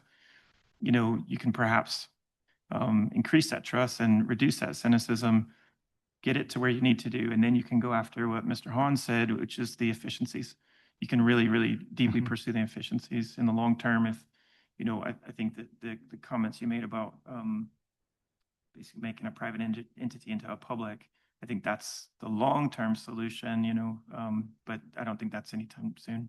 So that's it for me. So thank you very much. I appreciate it. I appreciate the question. It's an extremely difficult issue to kind of wrangle with. Yes. So, and this is ultimately why we're here a month early, is because I suspect you're going to want to engage with your constituents on this as well. Yes, And this is a tough one. Yeah.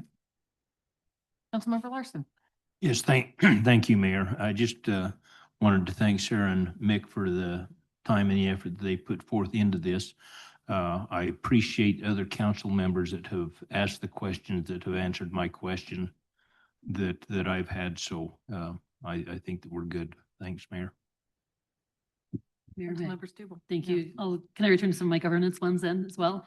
I think I want to make it clear, so correct me if I'm wrong on this, because we've talked a lot about the public option and the benefits of that. The transparency seems immense and very compelling to me, but that's not actually contingency that is part of the consideration of this tax. At this point, where we are considering putting forward to the voters to decide on a sales tax, which would generate some degree of proceeds that would go to emergency service funding for the county and ...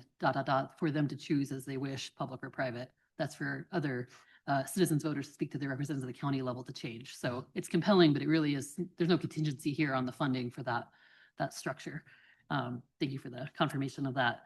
Then I'm curious about a couple other pieces that are probably, we dive into more at the development of the MOA, or the Memorandum of Agreement, if and when voters say yes to some of this in some fashion. Now, we want to sketch that out in a draft form, I imagine, for the transparency, for the trust, for the confidence of how we would do this. Do you suspect we would have that final version before primary election? Before the Is that what we did last time? I think that's reasonable. Okay. And considering that's between March and August, my hope is that we have most of that nailed down. This is just a preliminary draft based on initial conversations, but obviously we want to make sure that every municipality and the county commissioners have an opportunity to weigh in. And, I would tell you, if I were in your shoes, I, I would push for, either more oversight of certain issues, particularly ambulance, but that's up to you guys. And like that, and can be defined within that MOA. So it's certainly a negotiation point. Thanks, Mayor. Noted. Thank you for that. Then let me ask a few other pieces and then you can opine if you'd like, since it's, down the road, but I want to flag these for now. I'm curious, I'm pleased to see in the current draft that the collections come to us to then to be distributed monthly to the, various oversight boards for whatever service. So county for EMS, City of Riverton for commercial air service, et cetera, instead of to FCAG. I prefer this version. I think that's been some of the debate. I would be interested in us discussing further having a separate entirely joint powers board rather than an advisory committee to FCAG. I think that there are some structural vulnerabilities in FCAG, given that, and I'll just name one that, that's a group that I think I saw Ms. O'Reilly, I'm sorry, Lee, say this in public or some newspaper, like very little, I think, understanding from members of our communities about what FCAG is and what they do. It is publicly transparent, publicly noticed meetings, but it's not necessarily the one that's most aware of. The other vulnerability I'd name there is that you have executives from the municipalities, the mayors sit on FCAG, and then one representative from a legislative body for the county commission, which leads to somebody who can't speak for that body. Not that a mayor can speak for us, of course. But you have executive oversight over city functions and operations in a way that one county commissioner rep doesn't, sitting on that group. And I think that we can all think of the past history of ways that led to something happened in FCAG room and the county commission got to deliberate separately as a legislative body on that. So I have some concerns with FCAG, I think, being the level of involvement here. Please opine on that if you'd like. Yeah. Interestingly, we introduced this to the county commissioners last week, and there was mention of, well, maybe we need to establish a joint powers board for ambulance in order to do this. It wasn't a commitment, but ultimately it is a consideration that I think they are willing to at least take under advisement.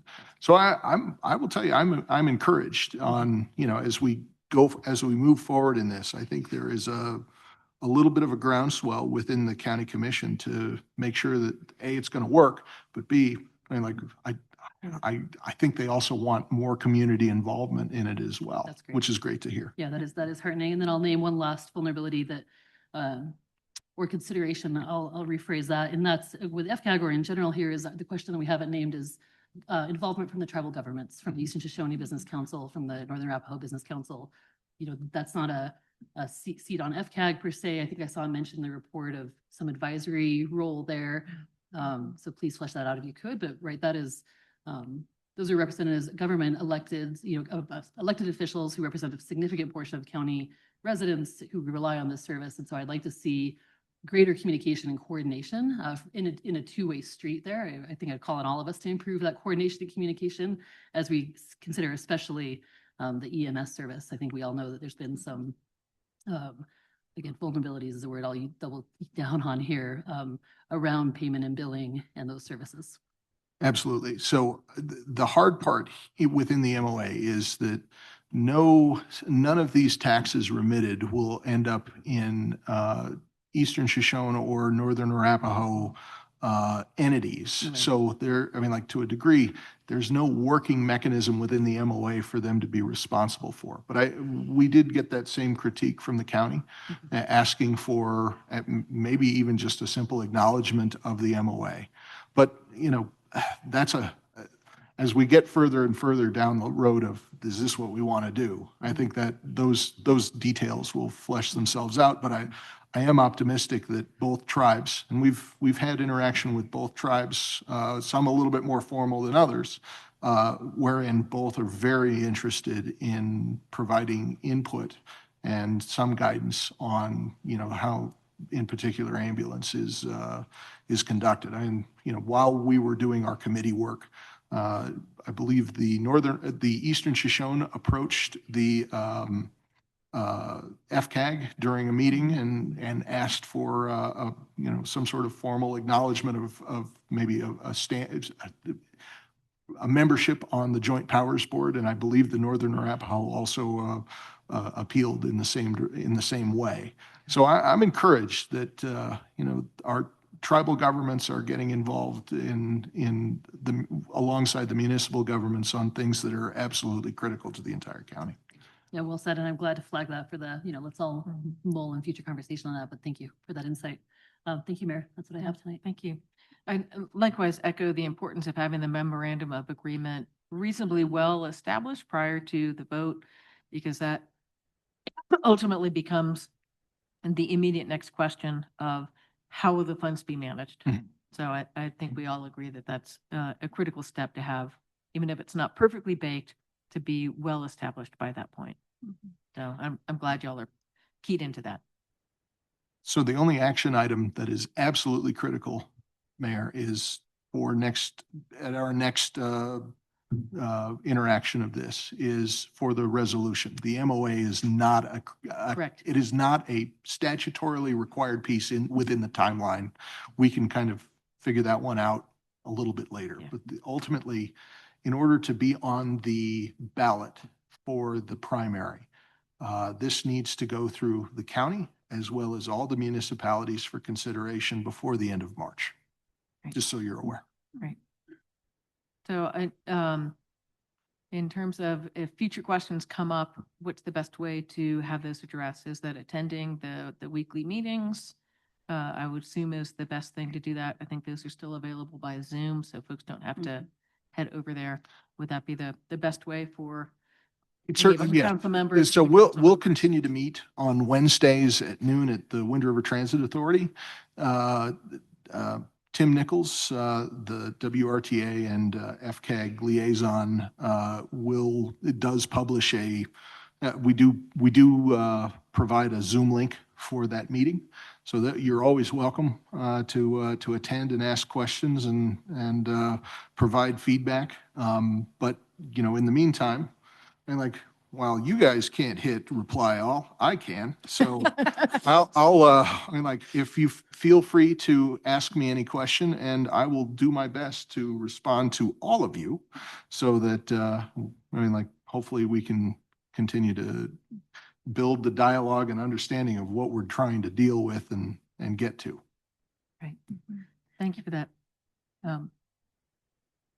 Just looking them down, I think we're good.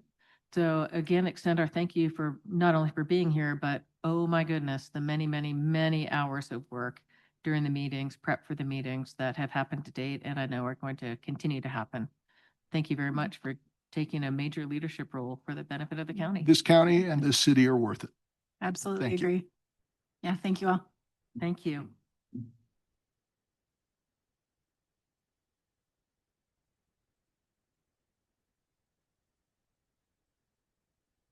Okay, I jumped the gun before.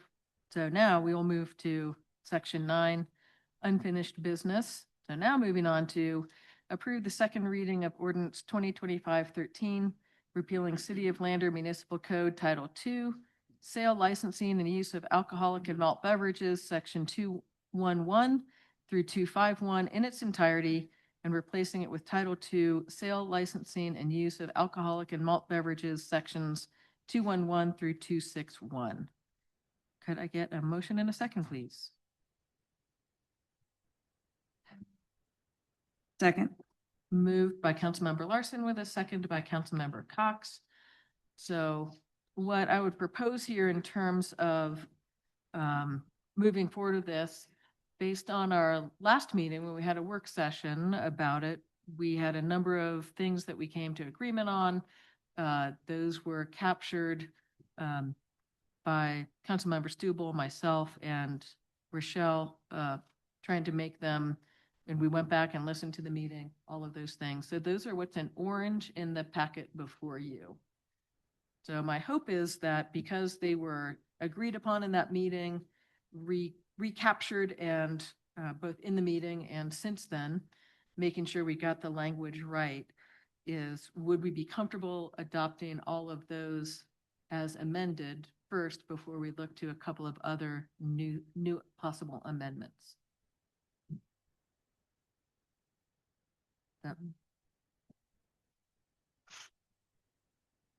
Okay. Are they about what's in the orange?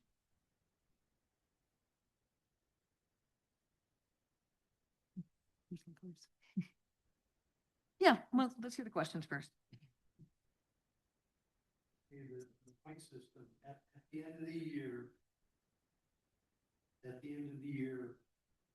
we scratch the, Reset. okay. Well, one that I was wondering about is if that's true, down here, right underneath on page 12, it says repeat offenses within 24-month period may result in an increase in fines of the double the previous amount and additional points. Well, we're scratching the points, but this line right here tells me that we're gonna go back and look at the points, even though they got scratched, and if something happened in the year after that, then you can get hammered for twice the, to me, that line right there, is, for me, it's kind of a trust issue. You know, you're saying that I'm gonna wipe the slate clean, and then all of a sudden here you say, well, I'm gonna wipe it clean, but, you know, if you had this over here and this happens again, I'm gonna take that and bring it forward and nail you for it. I don't know, I really don't, I don't care for that. And then the other thing is I was wondering if, you know, the admin law judge, Mm-hmm. and then the local licensing authority, the government, I just want clarification on admin law judge. What is that? Who appoints it? Local licensing authority, who are they? Same thing, who appoints them? And the governing body, I'm assuming that's the council, but Correct. since I can't assume. Correct. I have to. So that is, okay, so that's the council. Then, those are the two things that, I would love clarification on. But, to tell you the truth, I think everything looks good. The only thing I don't like is I don't like this one line. Yeah. That's the only line, Yeah. that's the only line I don't. Yeah, thanks. I'm glad it's sitting well with you. So I believe the intent of the repeat offenses within a 24-month is a way of stating whatever issues were being brought up, that operational response is not being effective. So that's what I believe the intent of that is. So saying in, you know, year X, these things happen, points were accumulated, those are tracked and recorded. At the end of the calendar year, the points are scratched. But if those same problems continue to crop up, it's an indication that whatever mitigation strategies the license holder has been putting in place are not being effective. Okay, so if it was something that, okay, this is it happened once, okay, and then, but it wasn't bad enough to get slapped down. Yep. And then now it happens again once, to go back. You know, it takes all the fun out of wiping the slate, because that's not wiping the slate. You know what I mean? If you do something, but it's bad, it's not bad enough to go to jail. And then all of a sudden, next year, the same thing, exact same thing happens, and it's bad, but it's not bad enough to go to jail. I don't understand why. Yeah. That's just me. Yeah. I mean, that's just me. Yep. So I think you explained your position great. And if you want to make an amendment to strike that language, that would be totally appropriate to see if the council agrees and would concur and strike that language. I do have a couple of thoughts about it, if you don't mind. Yeah, I'd like to get rid of it. If that was out of there, Yeah, I like your analogy of the criminal charges, not going to jail, but then if you become a habitual offender, then those previous charges do play into. I know, but So- obviously I don't know what the. No, I You know understand. what I mean? That's just a term. I do like it. I don't like it with the 24 months. I think we should get rid of the time period and just indicate that repeat offenses may result in increased fines. Yeah.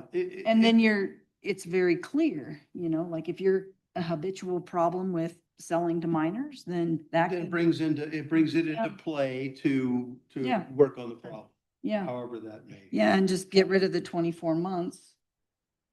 It would still be there, and I get what you're saying, and I can appreciate that. But I also think that there has to be a way that we can capture problems.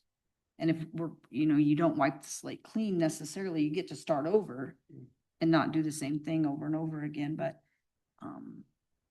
I mean, It depends on how big the problem is too. yeah, I mean, that's right, that's right. I mean, it could be a small problem. It could be I mean, that's Yeah. where I think the compassion comes in. Yeah, And you look at it and say, well, this is nothing, but this Yeah. one is really big. Yeah. And so, yeah, I it agree. gives us an option to at least discuss it. It's also the subtlety of the language may, so as Yeah. opposed to shall. Shall is it will happen and may is it can be taken into consideration. Yeah. So it does give some of that discretion in consideration. That concerns me. Same, yep. So you Only would- because you I'd would- like the consistency and the fairness and how we respond to each And we've business, but done a good effort of removing the council from some of those decisions. yeah. And I don't know what may pivots on. I don't know who is the authority over that may. I don't know how that's consistent over time. Shall is very certain, but I don't know how you represent a may. If you've removed the council and you've put in this third party, now does that mean that the council then is determining may or may not, or, and that seems very difficult for me. I also highlighted this one of, this one little bit of verbiage here. This becomes a problem. Does that come back to the council? Or is it one of these, the admin law judge, which we still don't know either, and the local licensing? That's probably very simple. But I think the admin law judge, I mean, that just sounds something. So Something. And Madam Mayor, if I may, we did have a discussion about the admin judge, and I don't know if you were here or not. So there is, down in Cheyenne, there's an administrative group that handles appeals just like this, and they appoint an administrative judge. That's what they're trained to do. And then the licensing authority under Wyoming statute is the council as well. So then as written, you would, if you saw a trend, then this may drives those folks into here, perhaps, to defend or explain that trend. And then there's a possibility of this increasing fine, right? Correct. Which it seems like that's counter to what we've tried to do, which is withdraw the council from that. If you identify a trend of X number, perhaps that triggers a shall, and you set that number at 3, 4, 5, whatever that turns out to be, but the may creates an open window of doubt for me. So would you rather it's a shall? Or do you want this whole thing removed? Ooh, Or that's is a there a very good third way? question. That's a very good Yeah, set of options there. Yeah. Melinda? The fence, I'm on the fence. I think I could, One to wrestle with. it is a good one. This is high level stuff that we're doing too. So kudos to the folks that are really diving into this. This is good, but debating shall, and I'm sure this is driving our attorneys crazy. Yes. I'll be honest with you. I think that this term is incredibly vague and could really open you up to a lot of problems. My recommendation would be to remove it completely. Because number one, there is nobody qualified to be able to determine what it is you guys are wanting. I get the point behind it, but who's going to determine that? And if you do want to determine that, what's a reasonable standard? And what's the timeframes? And is that really what we're trying to do here? I mean, how much are we wanting to police this? How much time and effort do you want city staff to put into this? I think what we've come up with is a good formula with the point system. And I think that if people are repetitive in terms of what they're violating, it's going to come out in the point system. We don't need to repeat it again. Yeah. I like that. Yep. Yep. Okay, I think we need to make that a motion then. that would need to be an amendment. Make it. I Make make it a yours. Then we take this line here, repeat it. Supplies up to double the previous amount of the additional points and additional points. Okay, I'll second that. I'm happy. okay. So that was moved by Councilmember Dan Hahn and a motion by Councilmember Cox. Any other discussion on that? Okay, we'll call for the question. Councilmember Larson. Yes. Yes. Yes. Yes. Yes. Yes. Great, that amendment passes. In terms of the other amendments that are in our colored copy in orange, is there further discussion on any of those? And I'm guessing Councilmember Cassidy is one of those. I apologize. I have a black and white copy here. Oh. Shoot. I have two items which I don't know what color they're in, but I'll be brief. So the list of points and fines, the very bottom one says failure to provide approved alcohol server training to servers, plural. 81 in the packet here. Servers, plural. So if my entire staff is untrained versus one staff member is not trained, is that a single violation or multiple violations? Could that easily be just modified to single server? 3 points, single server not trained, or would there be a compelling argument to keep it at plural? You could put the S in parentheses so that it could be one or more in case there are multiple servers, or if it is just one, so it could be an and/or. So the entire staff, the entire staff is untrained. It's found to be the case that would still be 3 points, correct? As you described there? The way I would read it, yes. Okay. Is that what we want? Mayor, if I may? Yeah. Councilman Cassidy, I think the sharp catch, I think the intent I would like to have is, especially at 3 points, that's 3 points per each violation of a server who's not trained, so each server. And so maybe the wordsmithing there is failure to provide approved alcohol server training to each employed server, each server. If that's going to be cumulative to the full staff, then I would want that to be higher, I think. I think it's in line with our intent or our aim to have it singular. So, Okay. and then do you want me to jump to the other really brief Let thing? me vote on that So, one. yeah, let's do that one first. Yeah. So record is that person. an amendment that you're proposing? Okay. I think that one's yours. I'll do it. You can second though. So I move that we amend the failure to provide approved alcohol server training to servers to read failure to provide approved alcohol server training to each server. Okay. So moved by Councilmember Stubble, Second. seconded by Councilmember Cassidy. Any other discussion on that? Okay, call for the question, starting with you, Councilmember Hahn. Yes. Yes. Yes. Yes. Yes. Yes. That amendment passes. Take us to your next one, please. Page 86 in the packet, Can you give us the section? it's 2-3-2 in the modified, or in the correction, it says license holder accountable for agent. Towards the very end, there's a sentence, this section shall apply to misdemeanor violations and city council proceedings provided that no jail sentence. So does that city council proceedings meant to say, Can you, Sorry. it's in 232. yes, ma'am, Which subsection? license holder accountable for agent? Is it on? This is the new numbering, 2.3.2. Yeah, some of the numbering we went over earlier today, it would actually, Right. page 86, yeah. Yeah, sorry, I'm on a paper copy as Yeah. opposed to online, so I don't. Page 86? And I'll note as you look, so this is current, Okay. this is in black, so Got this is it. our current code already. Okay, thank you. You got it? License holder accountable for agent, that paragraph there, and it Yep. references city council proceedings, and I'm not sure if it is meant to say that or if it's meant to say administrative law judge.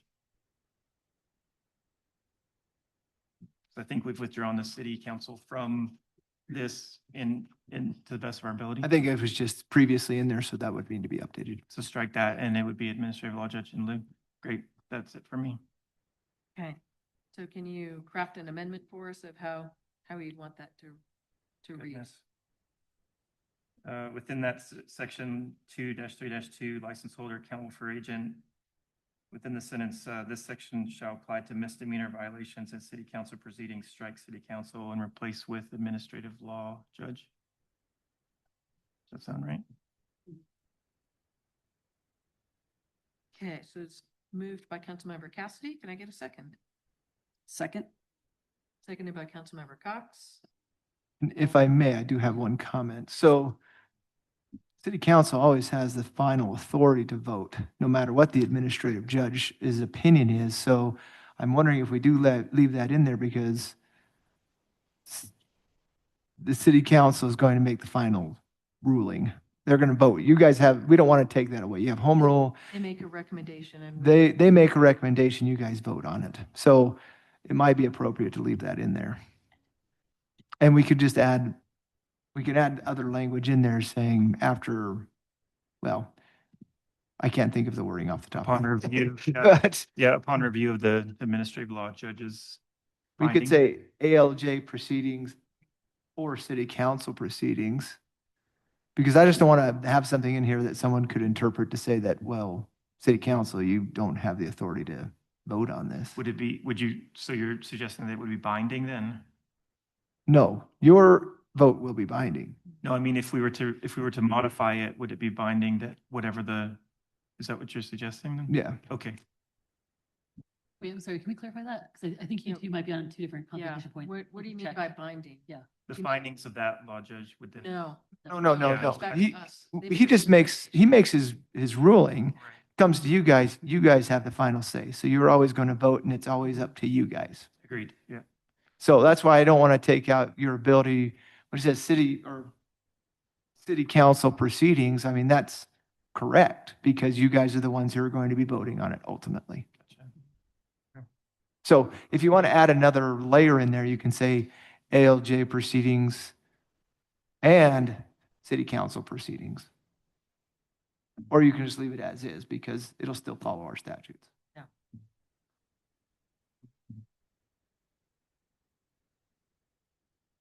Yeah. So as the crafter of the amendment, I think it falls to you, Councilmember Cassidy, to. Yeah.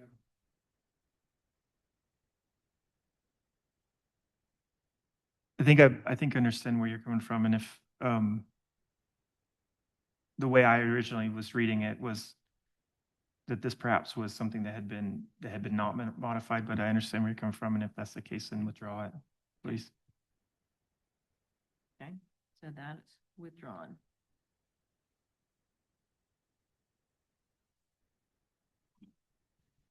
Okay, thanks. Mayor?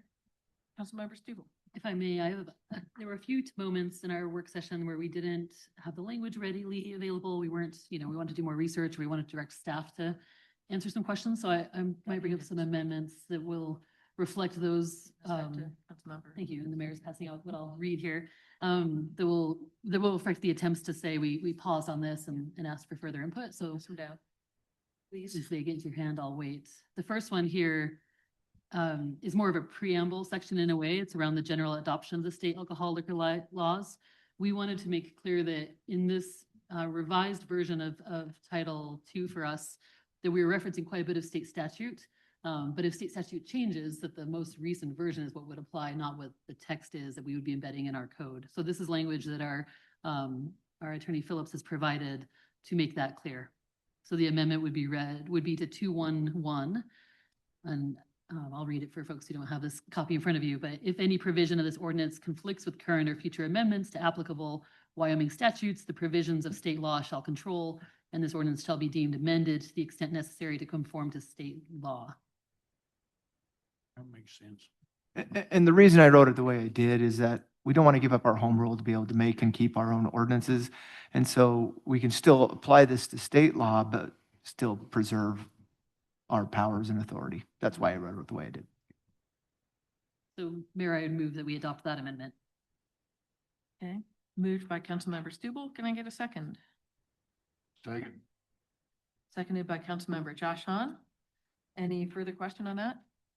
Okay, call for the question. Councilmember Larson. Yes. Yes. Yes. Yes. Yes. Yes. Great, that passes. Mayor, shall I? Yep, keep rolling All with right. So this would be an next one. amendment to our definitions, an addition definition of unauthorized gambling. The section would be added to is 2.1.2. You'll recall that we had extensive and robust and debate about the violation we have named here in our, what are we calling it? Violation section, point value section of if you have unauthorized gambling, that's going to accrue a point and a fine. But we had never defined unauthorized gambling. We had defined gambling, and that led to a lot of confusion. So here's a definition of unauthorized gambling to be very clear about what what activities would then lead to the point and fine under the system. Again, I'll read for folks in the audience here and on Zoom for the rest of the perpetuity. Unauthorized gambling means any gambling or wagering activity conducted on licensed premises in which a liquor licensee or any owner, officer, manager, employee, or agent of the licensee directly or indirectly receives or retains any portion of wagers, buy-ins, entry fees, or gambling proceeds, including but not limited to a rake, house cut, commission, fee per play, percentage of the pot or prize pool, or other thing of value contingent upon the outcome or volume of play, unless the activity is expressly authorized by state law and conducted in strict compliance with all conditions of that authorization. Sounds like a lawyer wrote that. Yeah, nicely done. So I did write this, but I stole, and Rochelle and I kind of tag team this one, but it was taken primarily from Black's Law Dictionary and then tweaked a little bit with other definitions. And so, yeah, it's Yeah. pretty straightforward. Yeah. Mayor, I think what we want to make clear here is that there are gambling games of chance that are used as fundraisers by license holders or on license holders premises, and that we are not trying to take any stand or violation against those. It is these versions where the House takes a cut to simplify this quite a bit, that is unauthorized and that we would then accrue a violation around. Right, this is really in direct response to liquor license holders who had concerns about hosting those kinds of things, if that would be problematic. So it's nice that we can more clearly define for them what is meant by unauthorized gambling. So Mayor, I'd move that we amend to add that definition of unauthorized gambling to 2.1.2. great. Got a Second. motion? Awesome. Any further conversation? Okay, Councilmember Josh Hahn. Yes. Yes. Yes. Yes. Yes. Yes. Okay, that passes. Mayor. Keep rolling. This next one is also in definitions, 2.1.2, and this is where we might risk being a little redundant. But there's language in our standards section, which is 2.2.1, around obviously the person who's obviously intoxicated, and that it's around the question over service, so we don't mention that term exactly. So this would add to the definitions what obviously intoxicated is. I'll read this here. Obviously intoxicated shall mean an individual who is inebriated to the extent that the person appears substantially impaired, and the impairment is evident by actions such as slurred speech, uncoordinated physical actions, or physical dysfunction, which would be obvious to a reasonable person. Now I'll just say, maybe it would be redundant, but what it would be clear. So that if you read a violation around obviously intoxicated or a standard, in the definitions is where you can quickly go to find out what does that actually mean, that term, instead of having it buried in standards by itself. So not new language in the sense that this is already in here as standards, but a new addition to definitions to make it very accessible. Move to approve. Make the amendment. Great. I'll second that. So moved by Councilmember Larson, seconded by Councilmember Stubble. Any further conversation about that? Okay. Councilmember Larson. Yes. Yes. Yes. Yes. Yes. Yes. Okay, and that passes. This one's related then, Mayor. This is down to our violations section again, where we've been operating, and I'm sorry let's go down here. So this is 2.3.1, our point values section, where we spent lots of great time making sure we're not, we're as specific as possible. And so the current violation, and we debated this in the work session without resolution, is sale to an intoxicated person. Lots of questions about, well, what is intoxicated person? How do we find that out? Is it the sale? And so this would add, linking to that definition we just approved, replace sale to intoxicated person with sale to any patron who is obviously intoxicated or is obviously physically endangering people or property in the licensed premises. And that's also pulled from the standards that we have in here as well, where it's the standard is refused to serve a patron. So I rephrased it for the violation is sale to that patron. Great. So just one question of clarification there. So obviously intoxicated individual that is sitting in the car, he sends in a non-intoxicated person, and they're the ones that purchase the liquor. That's fine. That's correct. Okay. Sadly. Because Yes. well, and Not advisable. it's not illegal to be drunk, That's correct. and okay. Thank you. Just wanted to clarify that. So Mayor, I'd move that we make that replacement language, delete sale to intoxicated person with Okay. there. Great. Got a motion by Councilmember Stubble. Second. And a second by Councilmember Cox. Any further conversation? Okay. Councilmember Hahn? Yes. Yes. Yes. Yes. Yes. Yes. That likewise passes. Mayor, same section. And I think one of these might be a typo, but it's good to return to the points value here because one of the amendments that we'll approve if we pass this, as amended from the work session was changing the thresholds that would spur violation hearings, et cetera. And so some of these point values, I think, bear us looking back at. The first one is failure to maintain adequate records.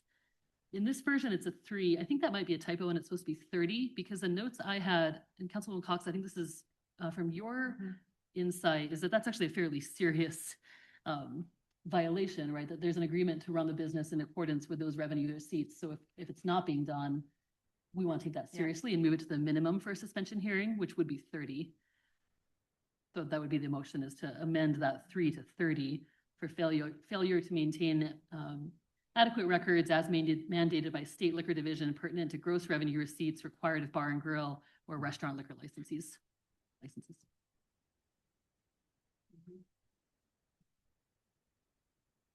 So I'd move that. Would the fine also increase? Good point. You want to take those two separately, Mayor? Points and then fines? Let's take them separately to keep it clean. Okay. So I'd move that we increase the 3 to 30. Okay, moved by Councilmember Stubble. There's second. Second. Seconded by Councilmember Cassidy. Further discussion on that? Yeah, I have a question. Now, if there's going to be, if for this to happen, the state is going to get they're the ones that calculate all the information. And then the state is the one that comes to us and tells us that there's a problem. I wish that were the No, case. you know, All that they're required to do is on their renewal application, state that the dollar amounts for each and sign it. So they don't keep, They're not required to share more detail with the licensing authority about confirming those dollar amounts. so that all of the records information comes to City Hall? No.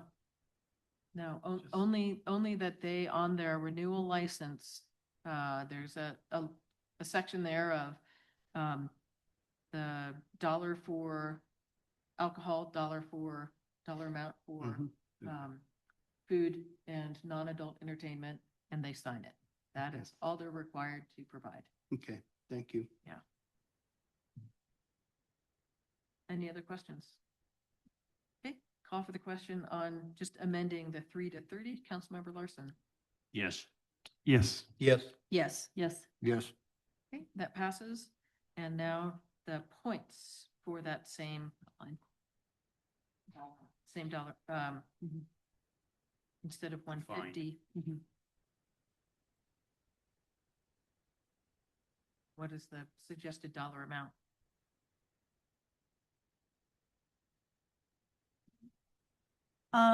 So I would suggest that it be, so our highest fine here in the fine structure, please let us know if we're not correct, is $1,000. And that's at a point of 14. So I would suggest that it be the $1,000.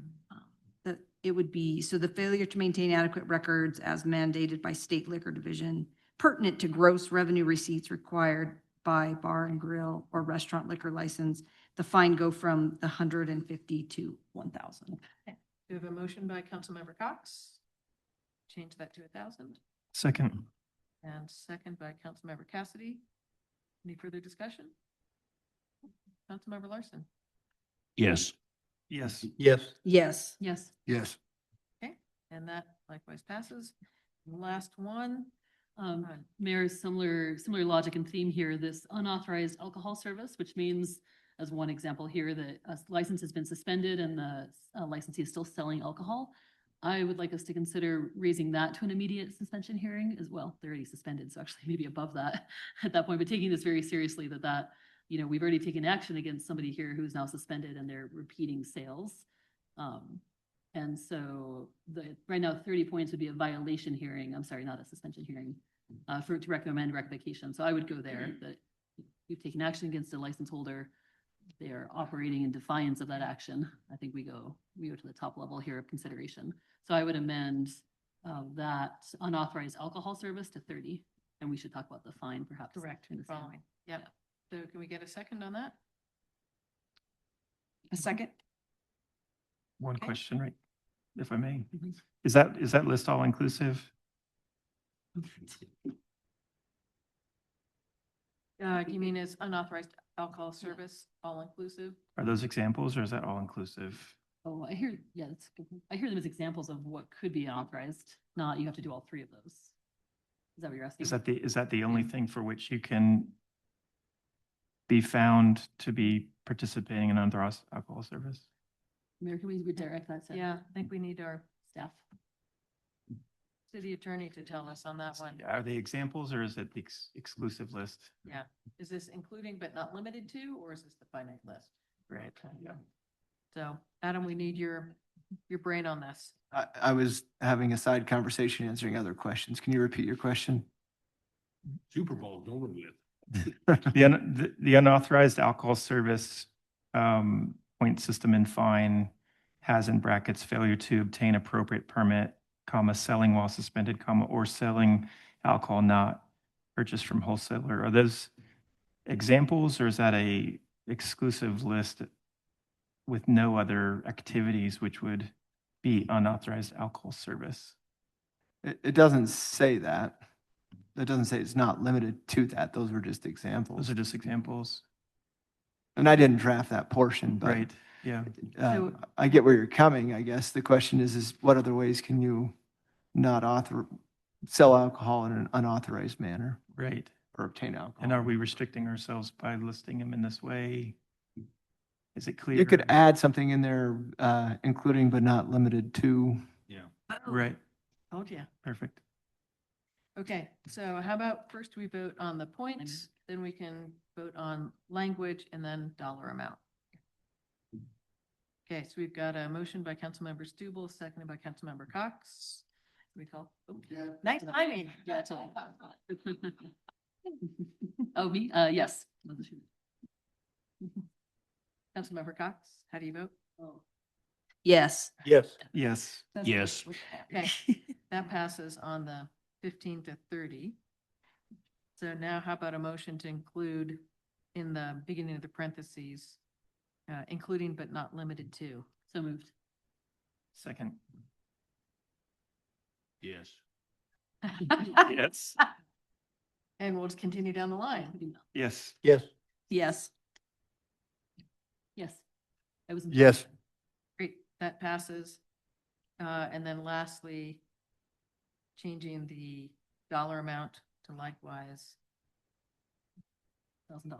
$1,000, echoing the others. So moved. Second. Okay, and we'll start with you, Councilmember Hahn. Yes. Yes. Yes. Yes. Yes. Yes. And then Mayor, I have one last one not on the printout here, but it is in the document, I think is a comment from you. Do we want to define, and it came up earlier, do we want to define administrative law judge in the definitions? Just again, be extra clear.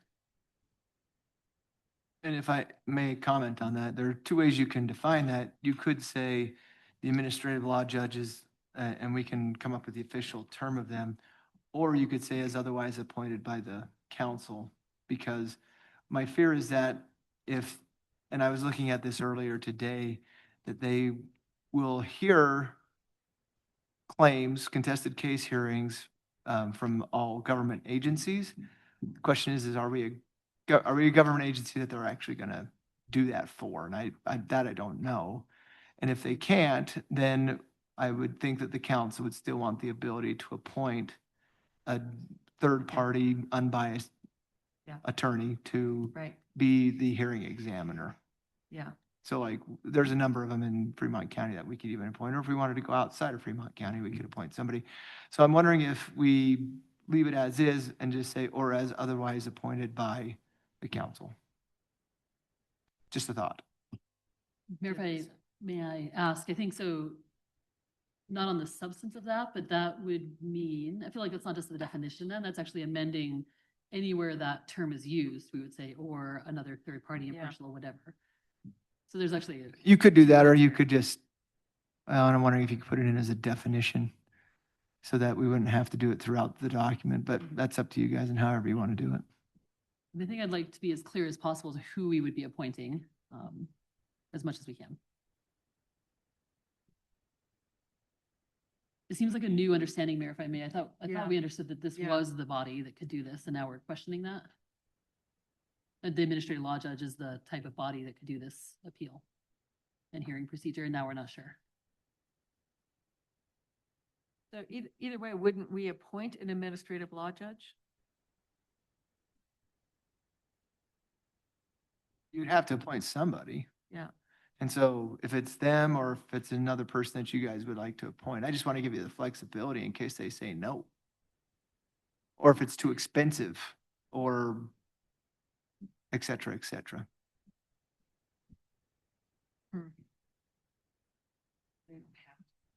Right. This seems like a change in the understanding that merits more fleshing out and not trying to do that right here and now. So I think my suggestion would be, is this language we can better define? Yeah, and for- this is a second reading, so I can bring Yeah. this, we can do a little bit more research and bring this for third reading, so. That would be my preference, is that I'm seeing nods from others. I think so, Mayor. I'll just comment on that. The terms, yeah, look forward to that. I think the intent here is to not give a council the space to make that a discretionary choice. That was the intent of the changes made at the work session that we reflect here, that this would be, whether it's not that specific term, an impartial law judge, it is, or let's say administrative law judge, it is an impartial third party with adjudicating abilities, right? That it's not us to say maybe that, like, I think we want to provide that certainty and transparency to our licensees, that it's not going to be this body. Right. At that Agreed. stage, yeah, okay. Okay, so we'll work on language for that for the third reading. Okay. Be great. We've still not addressed the changes brought that are in orange. So can we get Yeah, Mayor, I'd move that we motion for those? make the, I don't want to say in orange. Yeah, I know. Make the amendments proposed during the work session that have been incorporated into the document here for our review. So perhaps if we just to vote on this as amended. Great. I'll actually ignore lawyer, since the amendments haven't been made, maybe not. Okay, so let me back that up. I'm sorry. I move that we make the amendments reflected here from the work session debates that are in this document. In the color orange. I guess I don't know how else to say it. Like, We're going all Crayola. Okay, so we got a motion by Councilmember Stubble. Yeah, Second. seconded by Councilmember Cassidy. Any other discussion on what's been done there? Okay, Councilmember Larson. Yes. Yes. Yes. Yes. oh, yes. Sorry. Yes. Okay, and that passes. Okay, No, Mayor, I think, so we voted on Now individual we need to- amendments and sets of amendments, yes, but. amended as a whole. Yep, so So May I comment before we do that? Because we have that table, we have that on the motion, on the table already, I believe, to approve it. So I'll just say, I'm just, thank you all for this like really robust back and forth and the insights from staff in this. I think we're making incredible improvements to this, this document, and that we're incorporating quite a bit of the concerns and feedback and expertise we heard from our license holders about how this could be implemented, as well. And, you know, I think we're still staying true to the intentions that I had for us, that we have a clearly transparent, very quantifiable, very accountable system that is as understandable as possible for our businesses and for us, in order to add a layer of accountability for license holders and still provide an environment for thriving businesses in Lander as well. So thank you to all, I think, for making massive improvements to this document. And thank you, staff, for all your work on it as well. Good summary. Okay, so going back to the original, that was moved by Councilmember Larson and seconded by Councilmember Cox. Call for the question. Councilmember Hahn. Yes. Yes. Yes. Yes. Yes. Yes. Great, and that passes. So last up is the third and final reading of ordinance 2020. Can I make one more Please. suggestion here before we get completely off of that? It's not in the orange, but we had some considerable conversation about the time that the servers needed to get the Alcohol server training. alcohol server training done. And the last that I show here is 90 business days. Mhm. You know, the employee is ready for retirement by that time. I would move that we just put that at 1 month, 30 calendar days. So I totally hear that. I want to ask our attorney, since we've already voted, is this something we can include, or is this something we should bring to the third reading? You'd have to bring it for third reading since you've Okay. already voted. Okay. Yep.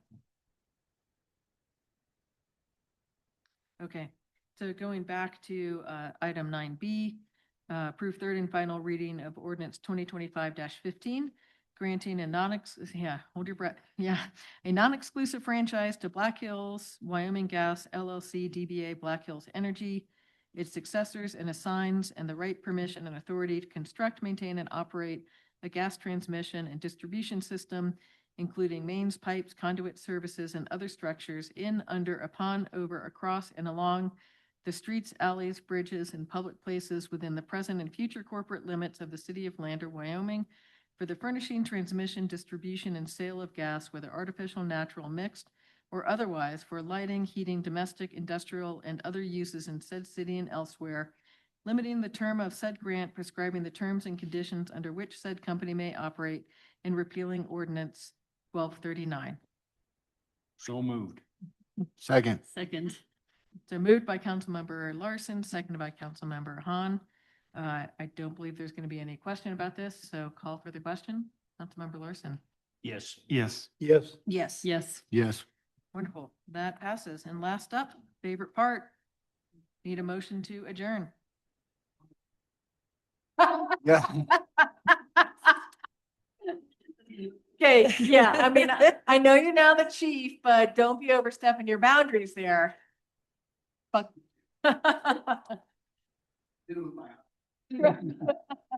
I commend you for that, but let's have you make the motion.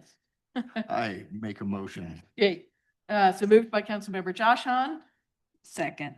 seconded by Councilmember Cox. Call for the question, Councilmember. Yes. Would you like to weigh in? Yes. Yes. You don't get to vote. Yes. Yes. Yes. All right, we are adjourned. Thank you, everyone. It's rather